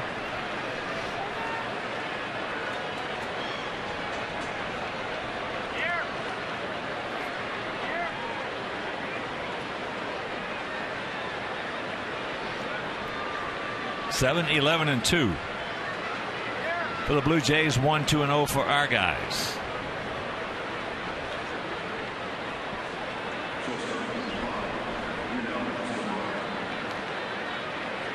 And here's Escobar. A walk, a fly out to left, a single, and a run scored.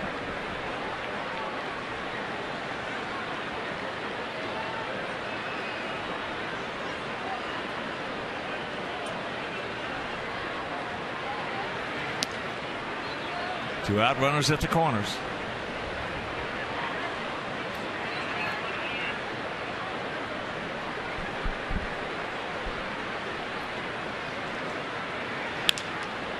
Chopper, nice play, and a nice shovel. Nice shovel right there by Alexei. But some more damage is done. They put a pair on the board. They lead it by 6.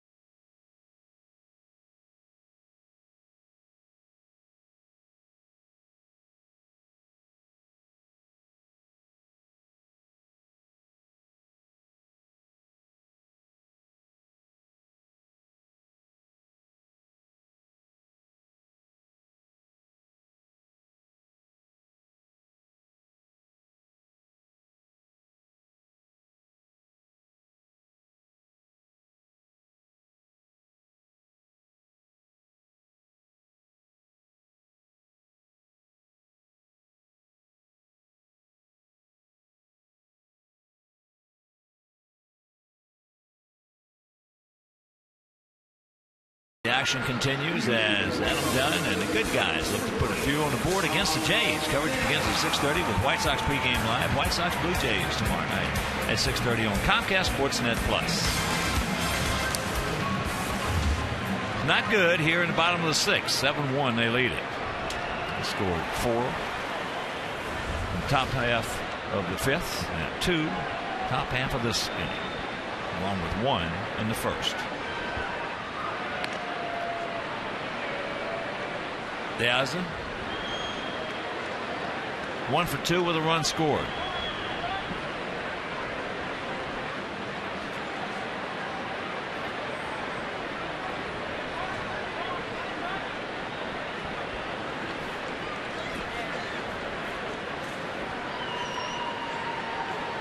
We've never beaten Ricky Romero, and seen a little bit of the reason why here tonight.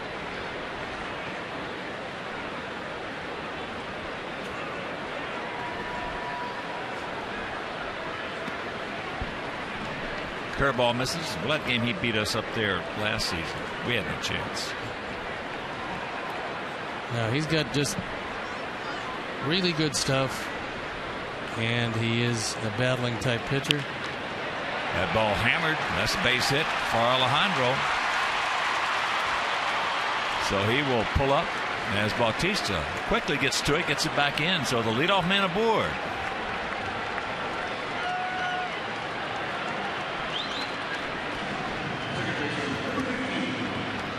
And here's Beckham. He had a sacrifice bunt, a beauty in the first to get Piazza in scoring position, and he popped up to right field in the third.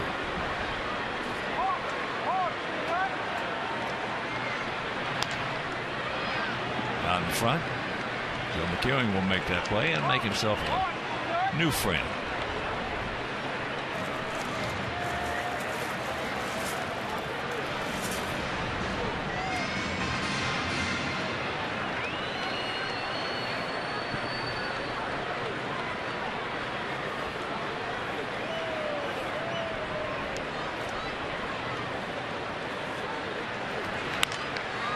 That's into left field, and that's going to stay up for Rajai Davis.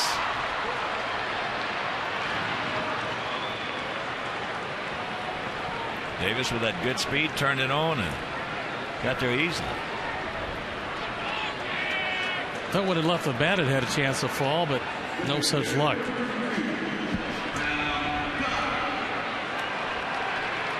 So here's Adam, 0 for 2. Adam, a couple of strikeouts.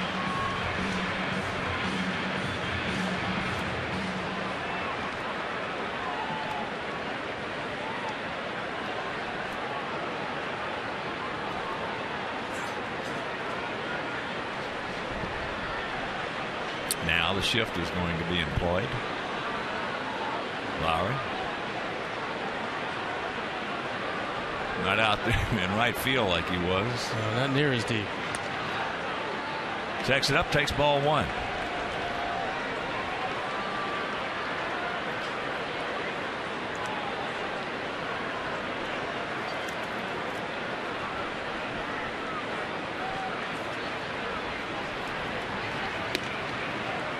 Ball 2. Tank on deck.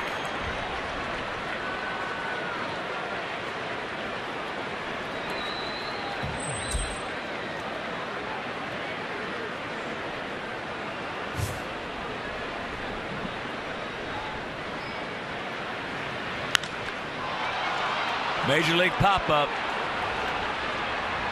Everybody converging. And it's, who else? Omar. Well, he's been there a time or two, and it looked very strange to see Lowry calling for it and then realizing that that ball was going to land nowhere near him. He's just selling. Hey, I appreciate the help. Lowry didn't want any part of that major league pop-up. That was up there for a week. He's saying, I got it. Omar's saying, I don't think so.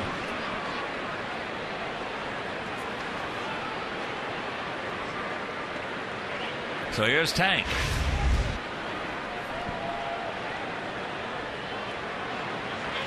Tank hit a ball in the first inning that could have been ruled a double. They changed it to an error. And in the fourth, he popped up to right field.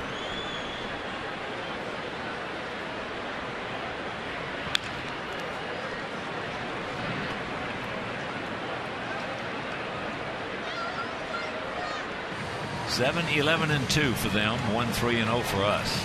Romero going for his 7th victory.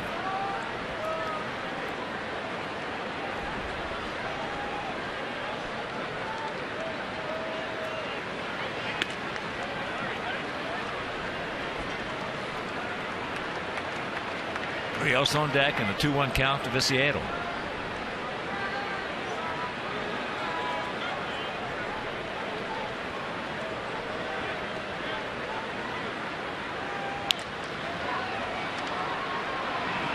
They get to force, and that'll retire to the side. We're into the 7th. 7-1 Toronto.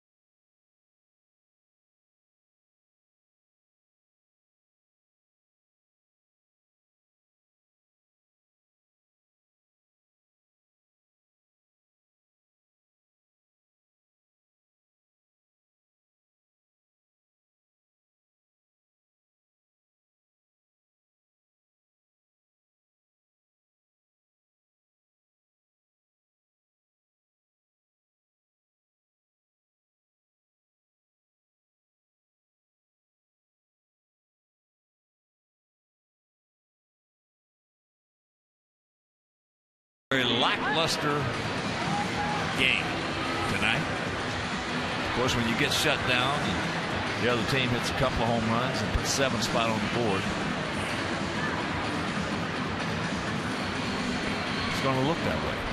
It's hard to look too good when your offense has been in high gear, especially the last 8 games in this ballpark. And tonight, Ricky Romero has been just too tough. He's limited this lineup to just 3 hits. David Cooper, 1 for 2, a 2-run homer and a bases-loaded walk. The home run was an opposite field shot. And our bullpen.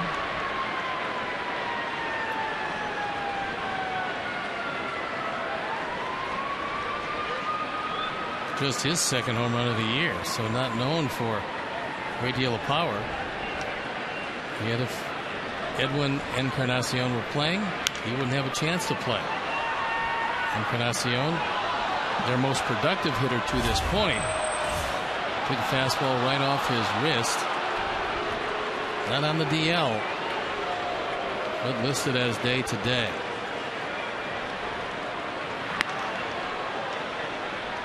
Up and in.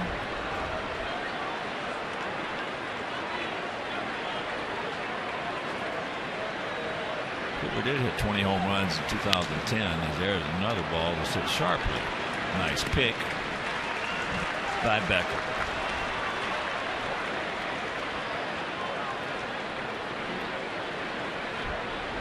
And a reminder, this is pretty. Get your tickets right now to win the 2012 White Sox Smart Passion Coupe. Tickets are available at US Cellular Field and at WhiteSox.com. The proceeds benefit White Sox charities. White Sox charities would like to thank Smart of Orlando Park for their generous donation. As that is popped up into center field, 2 down. Might buy me a couple tickets on that one. I wonder if employees of the White Sox can. I mean, for sure. How do you know? Oh, there's no doubt. Just keep buying tickets. Worst that can happen is you pull your name and you can't win. Yes, that's what I was going to say. Then you win it, and they say, oh. No, that's the worst that can happen. Vizquel. Oh, that is a neat-looking vehicle right there. All painted up with socks.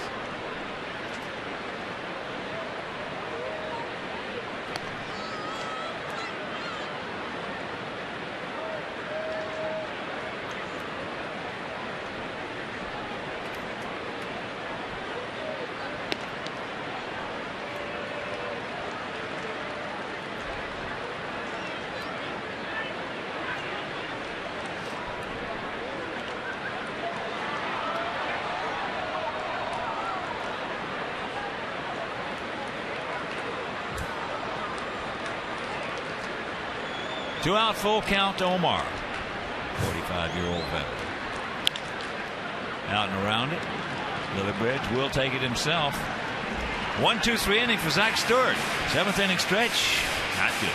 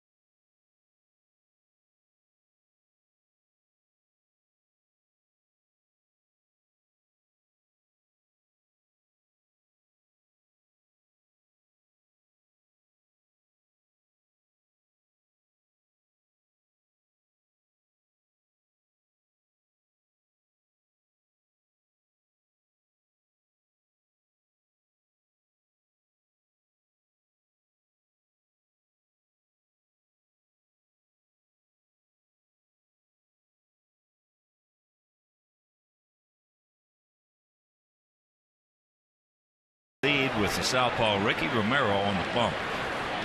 Last year he was 15-11 with his ball club with a 2.92, and he comes into this one 6-1. So here's Alex. He's 6-1 with a team that's only 2 games over 500. So that shows that he's done something right.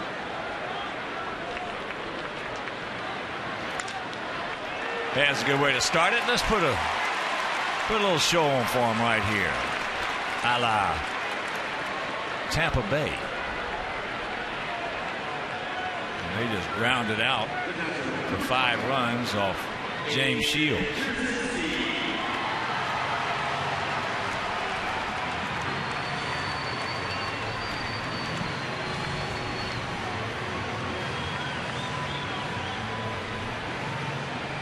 AJ, he's 1 for 2.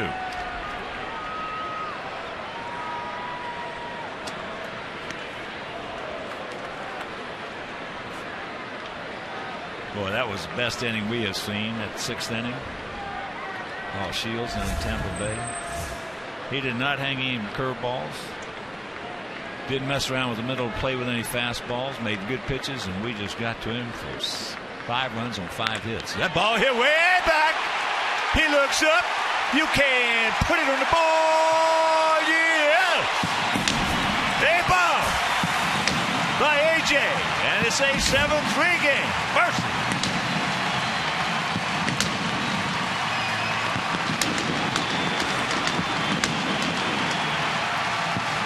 10 and 37 on the power numbers as a no-doubter off the bat of A.J. Pierzynski, our Ford home run replay. He gets a fastball. It's on the inner portion. And he just smokes it. When he keeps his hands in front of his chest, he is short and quick, and I'll tell you, he can absolutely rake.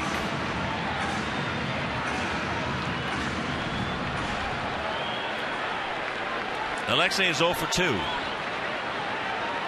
now 0 for 11 lifetime off of Merrill. Takes the strike and the count 0 for 2. And of course, with that home run by AJ, the Alex Nelius family will donate $100 to White Sox charities for every Sox homer hit throughout the course of the season. That is number 70, so $7,000 donated by Alex Nelius in loving memory of Urson.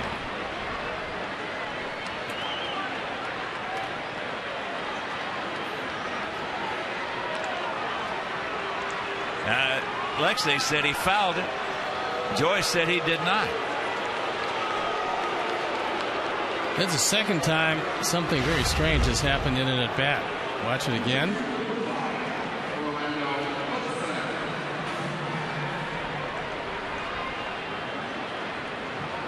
Didn't look like he did, got it. No, it didn't look like he got it at all, but you might as well ask, as long as you missed it. Hey, you never know until you ask. You never know.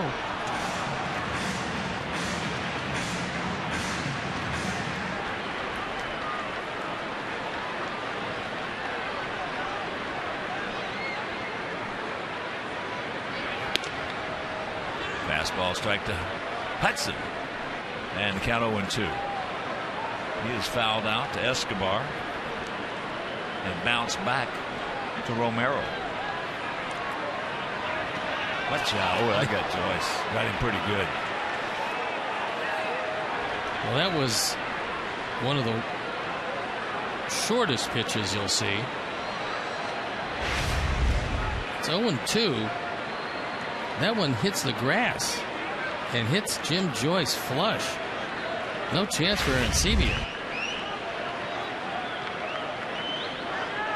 Romero held onto it just a touch too long.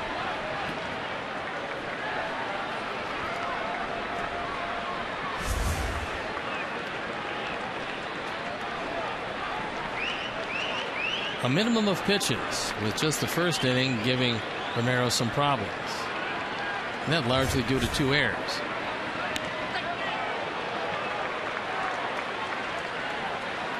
Well, he starts his motion, delivery, I should say, like a normal left-hander. All of a sudden, he slings it. I just think it's pretty tough to pick up. It is. I mean, there's no question about it. You don't see. And look at this. Yes, first walk he has issued. And here comes Lillibridge. If you're just joining in, Paul Konerko was ill. It was a late scratch from the lineup.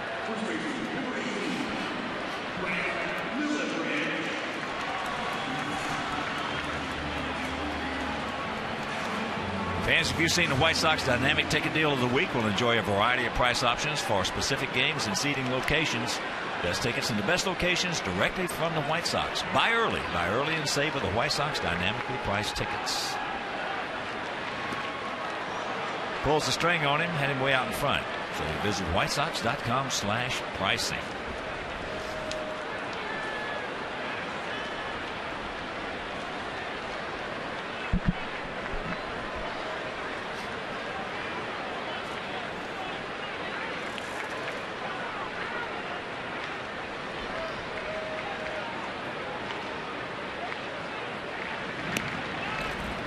Outfield, playing Lillibridge as an off-field hitter,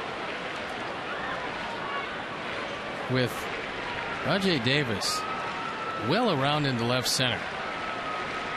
Ryan Butterfield, who makes the defensive charts, and he shifts as much as just about anybody around, especially with some unusual chips. Ryan Butterfield's been around a long time. He is a good, solid baseball man. I think they got a pretty good coaching staff under John Farrell. Yeah, they do.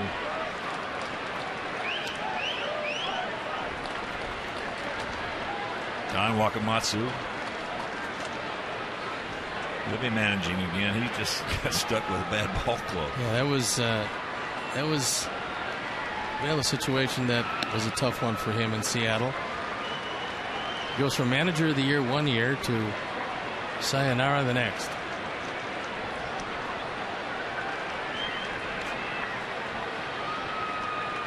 One and two the count.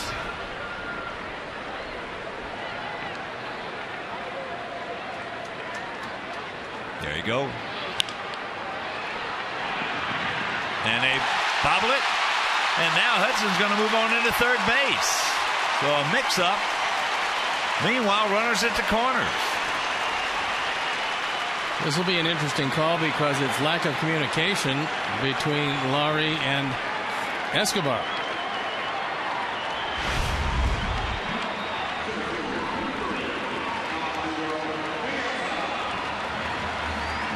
Good heads-up base running as Hudson coasts into third base because nobody's there.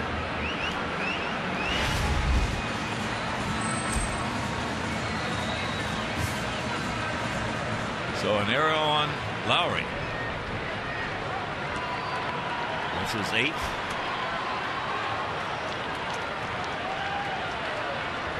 Now hit one out. Make it real interesting. He is 2 for 3, Diaz is.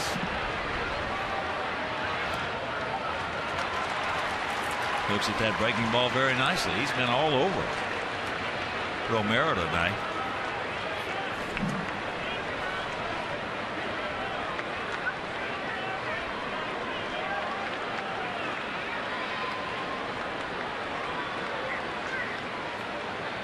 Decent lead by Lillibridge. And the count 2-0 with Beckham on deck. 1 out. 2 in.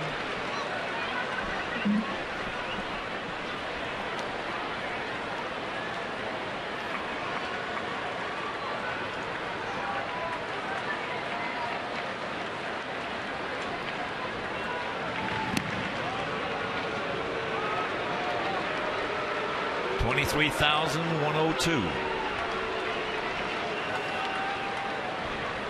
And the bullpen continues to work. Jason Frazier loosening up in the pen. We're very familiar with him. He was here last year.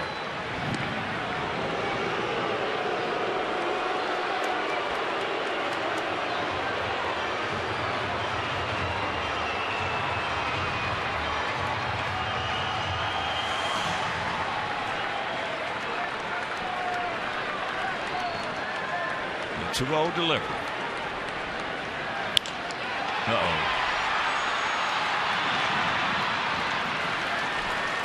Not hit hard, but anyway, Hudson scores, and it's 7-4.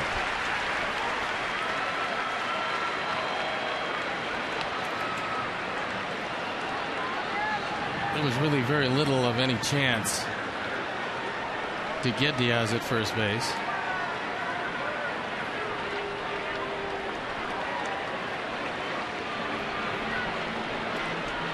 So Walton comes out. They have a word. Give Frazier a chance to get loose.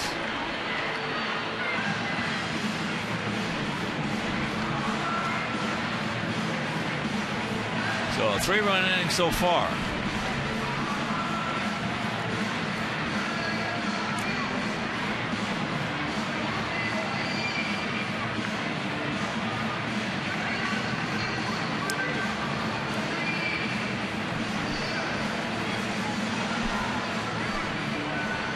Here's Beckham. He is 0 for 2.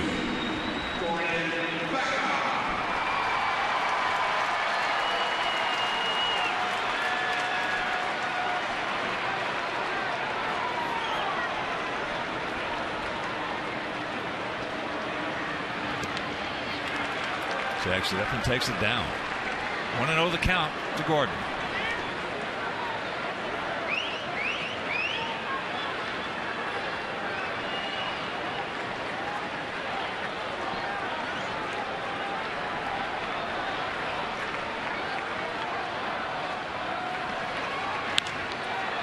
And that's popped up into short center field. Omar goes back. And that'll retire the side, but we do come up with a 3 spot. We're into the 8th, trailing by 3.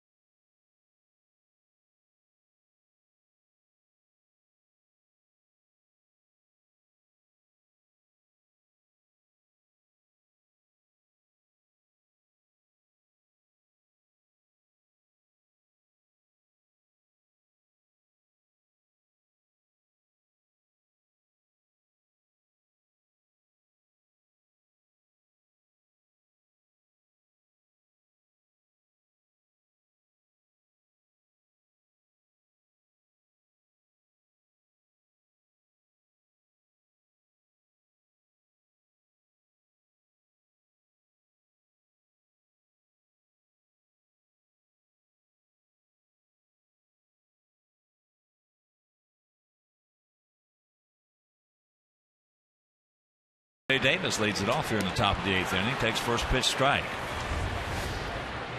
Davis 0 for 3 in this game. Reaches out, pops it up. Alex calling Gordon off. We had an none too happy Blue Jays pitcher as he comes off. Ricky Romero. He's not pleased with that inning, but he shows you nothing's wrong with that left arm. That's not a real good habit to get into. Slam it down with your non-pitching arm.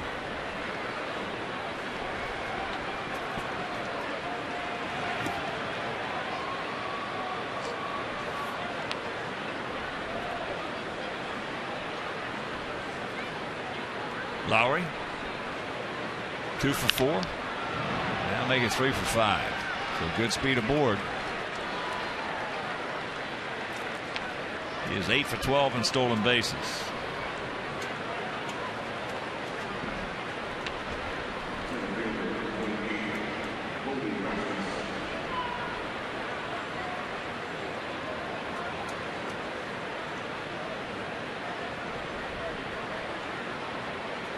And here's a guy who's 4 for 4. Toby Rasmus, including a 2-run homer. Hitting at 243. Came in hitting at 227.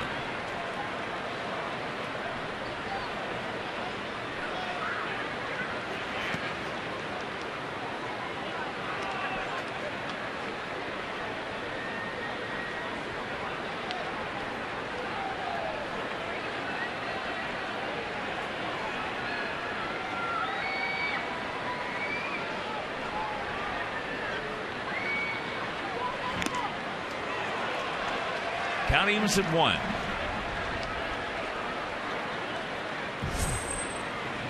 It's Will Oman loosening up in the bullpen.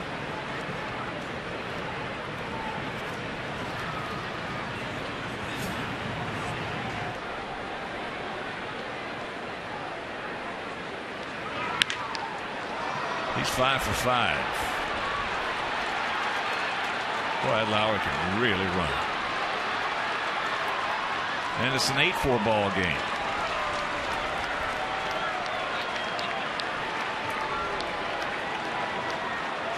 Eight hits out of the top 2 hitters in the lineup. Normally, when you get that kind of production out of the top 2, you're going to be in good shape. Colby Rasmus tattoos one in the gap. Just a triple shy of the cycle. Everything he has hit tonight has been tattooed. Yes, sir. Here's Bautista. A little duck snort, knock in a run and score back in the 6th.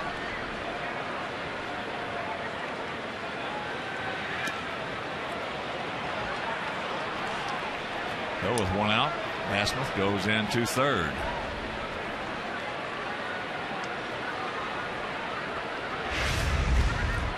Second pass ball of the night. That ball hits off the glove. So the right side comes in. Alexi will come in a couple of steps.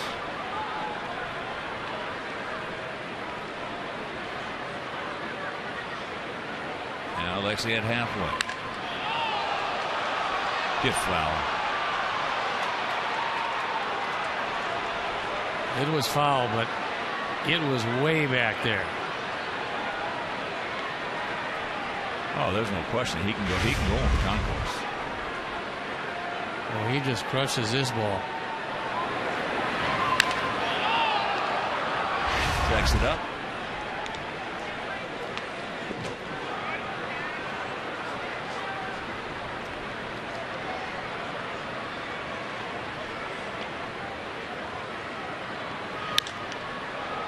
Well, they'll get the job done as Alex back now, right in front of the fence. So it's a 9-4. So they get a quick 2.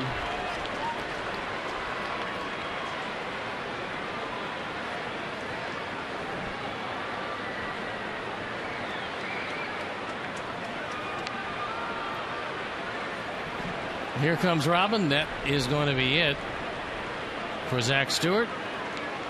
Will Oman will come into the game.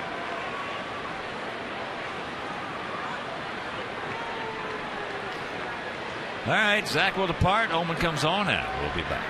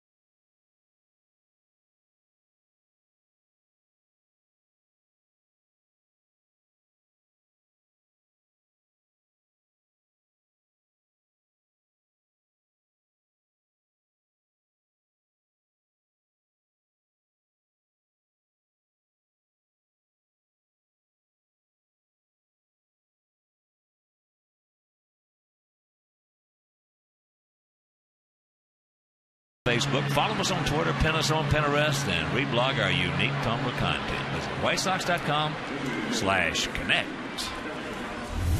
Here's our Honda call to the pen, and it is Will Oman, who enters the game with the Sox 5 runs down. On for the 23rd time, ERA up in the high 5s, the record 0-2. Johnson can't get it.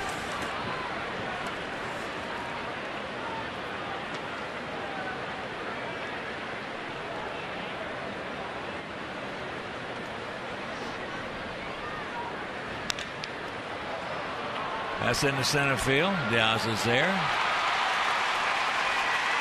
Makes the catch. And that'll retire the side, but not before. They take a 9-4 lead.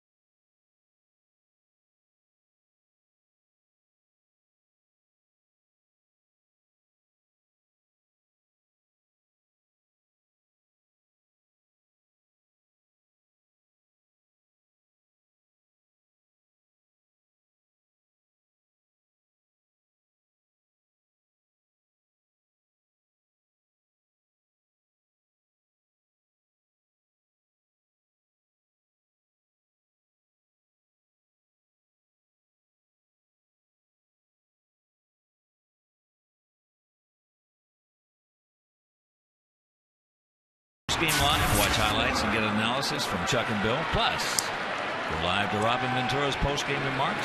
This Galaxy White Sox post-game live immediately following the game on Comcast Sportsnet, fans' best friend. All right, Chuck and Bill Melton.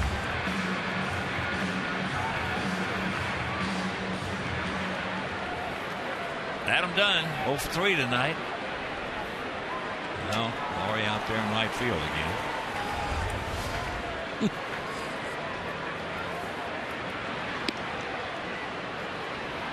At some shift. Not the fact that they use that shift, because a lot of teams use it. They just don't put the third baseman quite where Laurie's playing. Well, they got 6 guys on the grass. Yeah. Now, Escobar comes in right at the edge.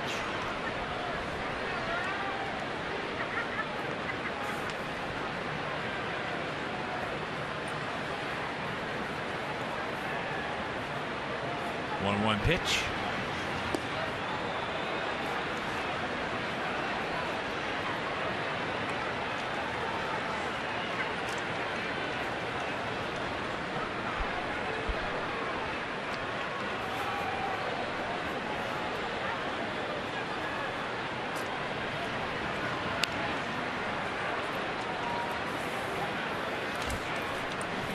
And follow our White Sox with the MLB.com @Bat12 app for your iPhone, iPad, Android, and Windows Mobile. Get live audio, pitch tracking, video highlights, and much, much more.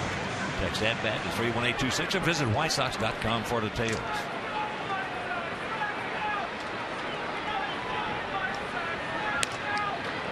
Two and two the count to Biggin. Well, so far, Adam has had a hard time picking up just about anything that Romero's thrown.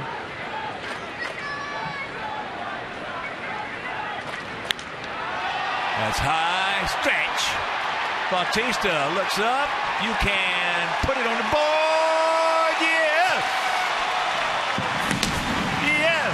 Number 18 for Adam. And it's a 9-5 ball game. Second home run of the night. Second by a left-hand hitter. And didn't have any trouble seeing that one.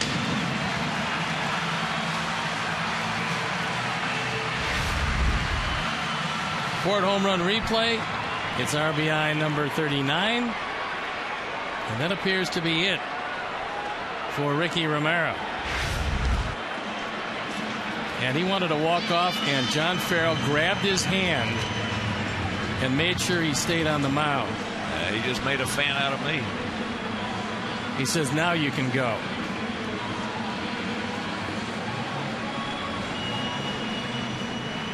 So as Romero walks off, we'll step out and be back after these messages.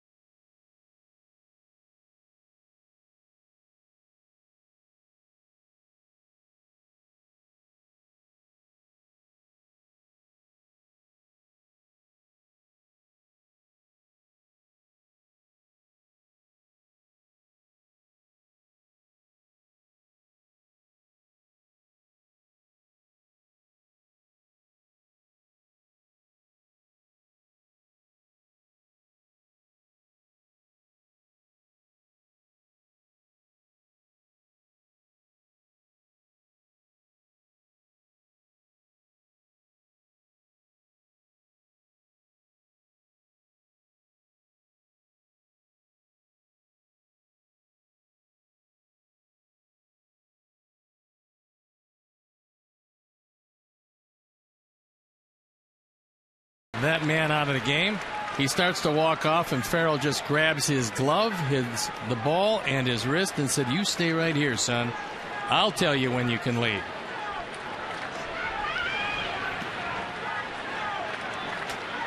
Tank takes ball one.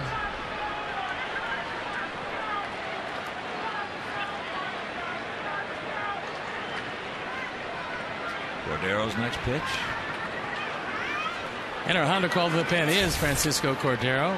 Was a closer with Cincinnati, now a setup man. Although he has been called on for 5 save opportunities, only been successful twice. Little nubber.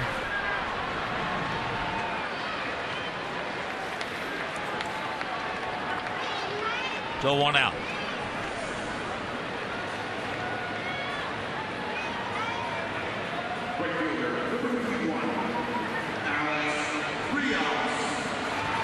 So here's Rios. Alex, 1 for 3. Started off that 3-run 7th with a single to right field.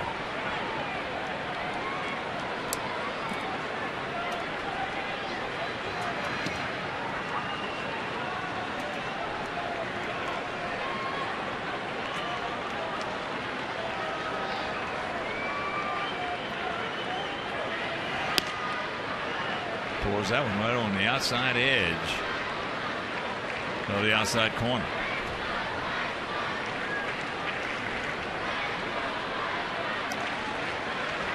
Did not check it up. Some other finals for you. Atlanta shut out the Marlins 11-0. Hudson over Sanchez. That was down in Miami. Yankees shut out Tampa Bay 7-0 in the Bronx. And there's another base hit by Alex. That boy.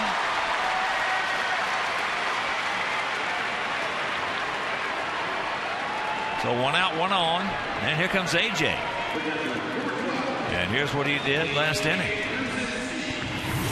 Got into double figures in home runs by taking a fastball way out of the park.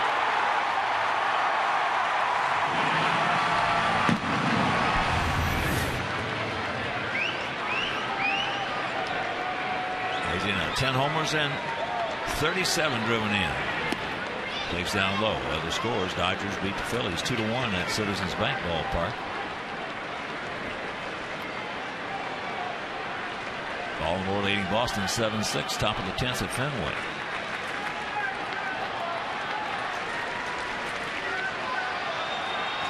Nine, 13-3 for their guys. 5-7-0 for our guys as the count moves to 2-0.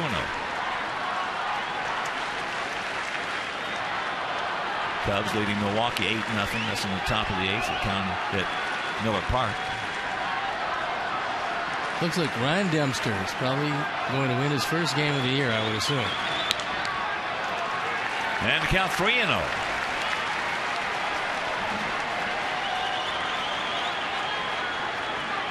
Cleveland beat the Tigers 4-2 in Detroit. Ubaldo Jimenez over Smiley. Chris Perez is 18th save. There's ball 4. Got something cooking.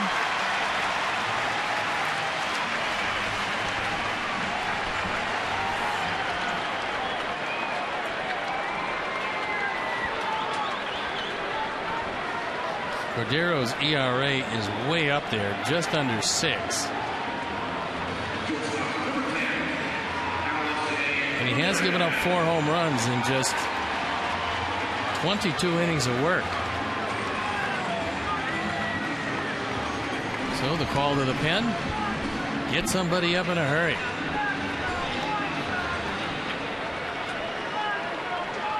Here's Alexei. He's 0 for 3. He's due.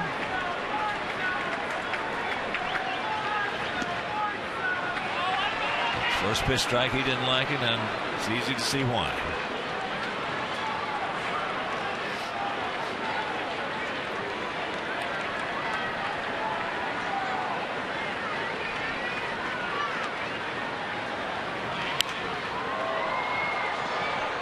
Very quickly to count 0-2. Perez loosening up in the bullpen.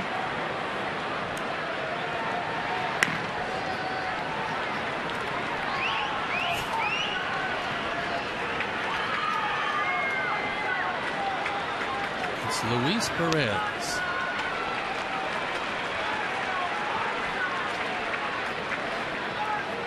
Rios at second. AJ at first. 1 out and a 1-2 count.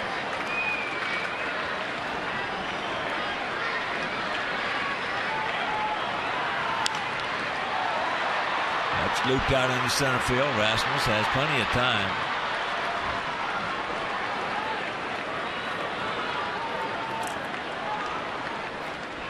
So 2 out, and that'll bring up Hudson.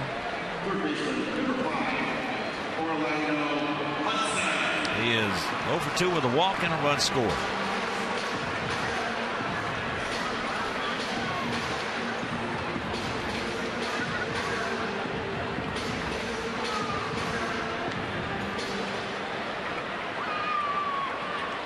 This is a young fan showing it's a little chilly at the old ball yard tonight, 57 degrees.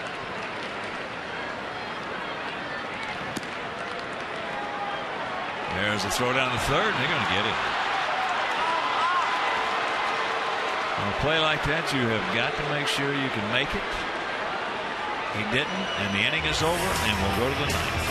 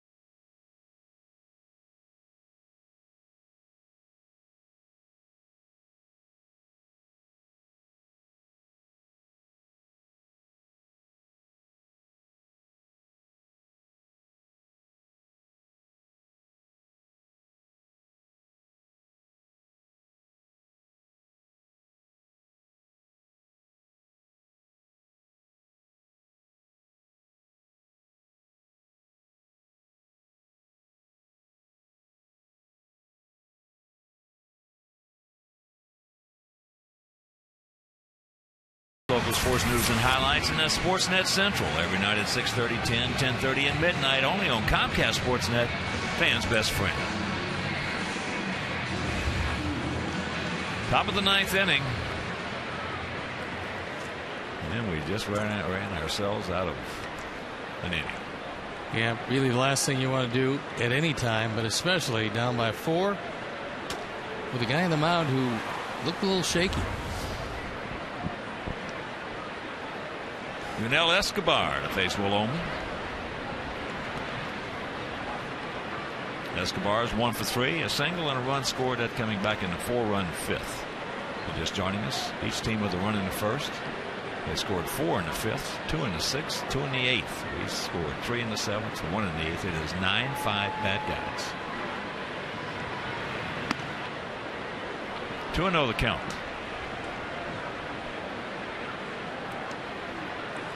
In that 7-0 shutout, Yankees over Tampa Bay. Andy Pettit over James Shields.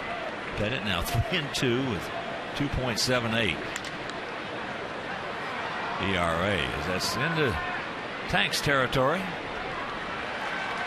Isn't it amazing that Andy Pettit can sit out, get himself in shape, throw a few rehab starts, come back to the big leagues, and essentially look like he never left? Well, it's a left-handed game. Well, Roy Oswalt's trying to do the same thing with the Rangers down in Texas. Only he didn't sit out as long as Pettit. Here's Cooper. David, a 2-run homer. Opposite field shot in the 5th inning. Pitchers of record are the starters. Umber for us, Romero for them. Goldman 5 innings, giving up 5 runs earned, 7 hits, 4 walks. 3 of those coming in the 1st inning. 3 strikeouts.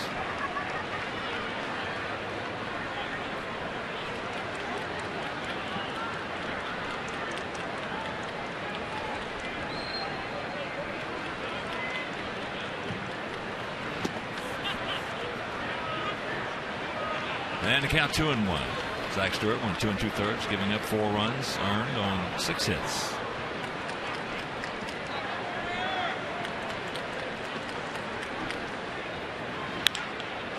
Chopper foul. Ball hit that one took a strange jump. Well, hit the seam of the grass and kicked back.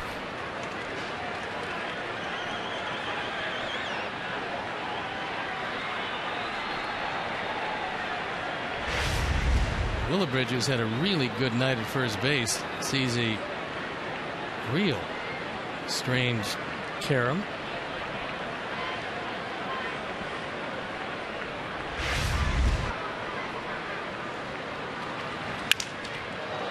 Matabattacola. 2 down.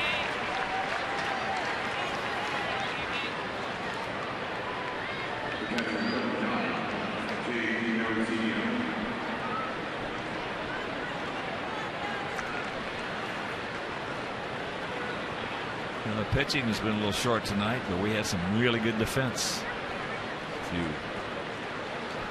have been with us all the way, you have seen some terrific plays, especially from Ramirez and Beckham. And Lillibridge at first. Lillibridge made that real good play.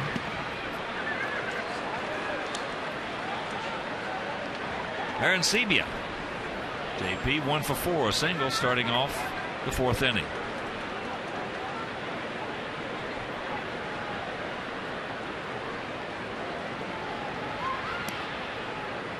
But when the top 2 hitters get on 8 times with 8 hits, you're probably going to have an unpleasant evening. Well, you're going to score some runs. Yes, you are. The offense is going to score a few.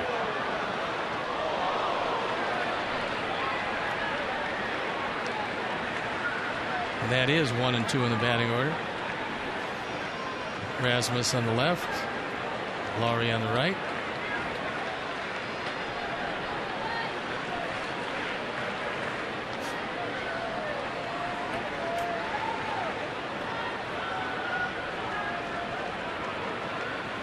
A lot of time.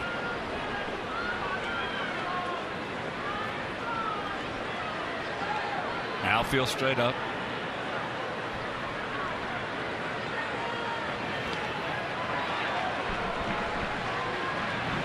He gone. Nice 1-2-3 inning. Holman's retired everybody he has seen. Meanwhile, we'll go to the bottom of the ninth. We need just 4 to tie.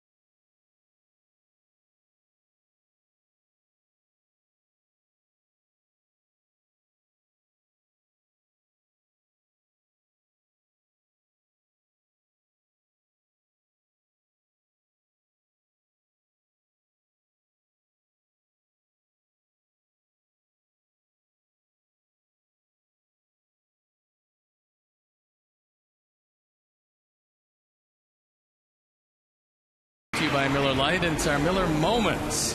And we say plural because 2 2-run homers. Same inning, the 5th. First by Rasmus. Second by Cooper. This one the opposite field.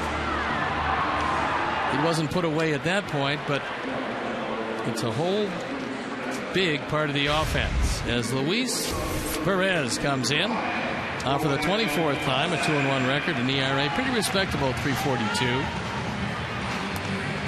You can see he's mostly a specialist, gets most all the left-handers out. He's got a 4-run lead. He's 27 years old. Out of the Dominican Republic, 6 feet tall, 210 pounds. Last year, 3-3 with a 5.12 ERA with Toronto. 37 appearances.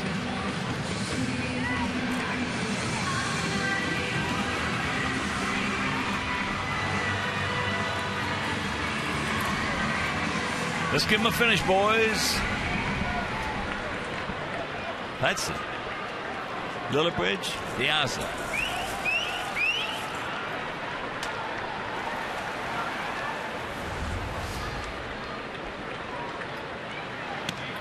We off the mark.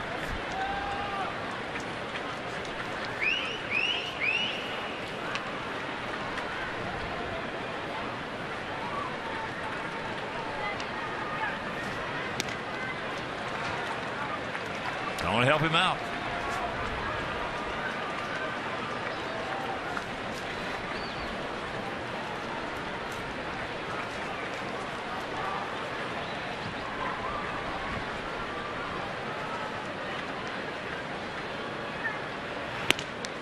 And it counts 3-0.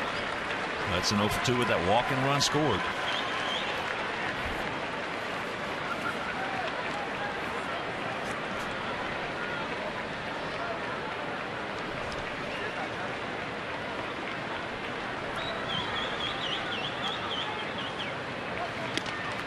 There's the strike. 94. We got named it. 9-13-3 for them. 5-7-0 for us. Chavez loosening up in the bullpen. He doesn't have a save this year. Full count.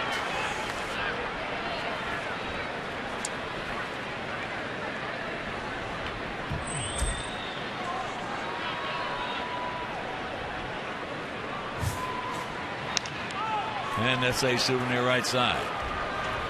Are your plans to be with us tomorrow night? Jake and Talon against Brandon Morrow. That game will be over Comcast Sportsnet Plus. finale on Thursday. Jake Peavy against Henderson Alvarez, 22-year-old southpaw, and that game will be over WCIU.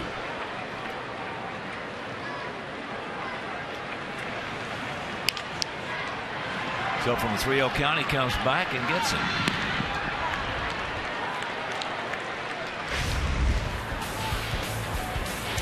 Good matchups. Quintana and Morrow, Alvarez and Peavy. As we round out the Blue Jays part of our homestand with the Houston Astros to come. There's Lillibridge 0 for 3.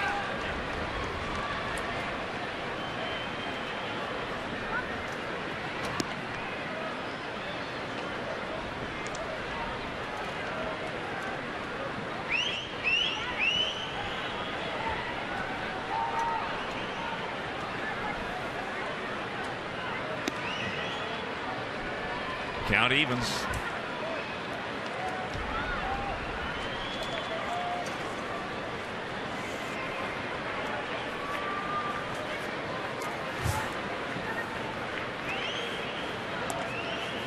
Two and one. Just joining us. 2 home runs for them, 2 home runs for us. Rasmus, a 2-run shot, and Cooper, a 2-run shot, as Steve mentioned. Both coming in the same inning. The 5th. For us, AJ. AJ, he just bow and arrowed one out of here. 2-run shot in the 7th, and then Adam led off the 8th with his 18th. For AJ, that was his 10th.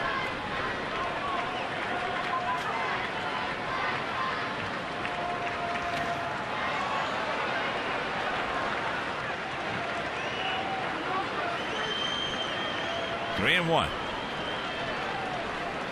Check that. 3 and 2.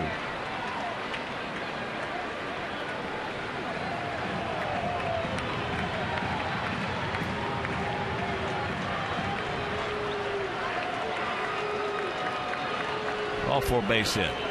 Right here, man.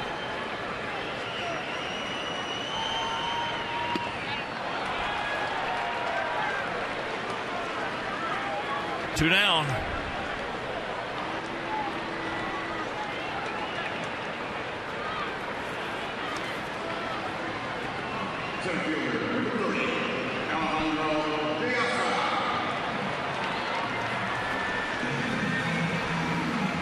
So here's Diaza, 2 for 4 with a run scored and an RBI. His average up to 301, 4 homers and 25 knocked in. This score holds. Ricky Romero will go to 7-1. For a team only 3 games over 500. Watch out.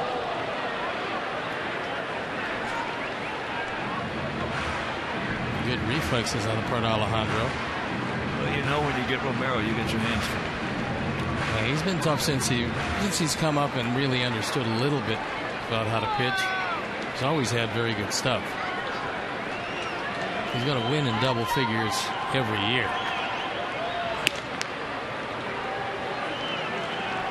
Well, he's going to be 3-0 against us, so we have nothing but kudos to say about him.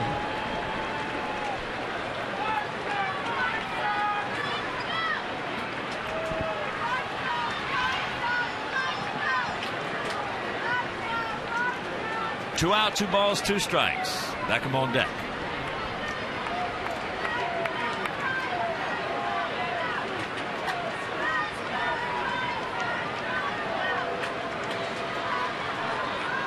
Checking out the latest stats on MLB.com.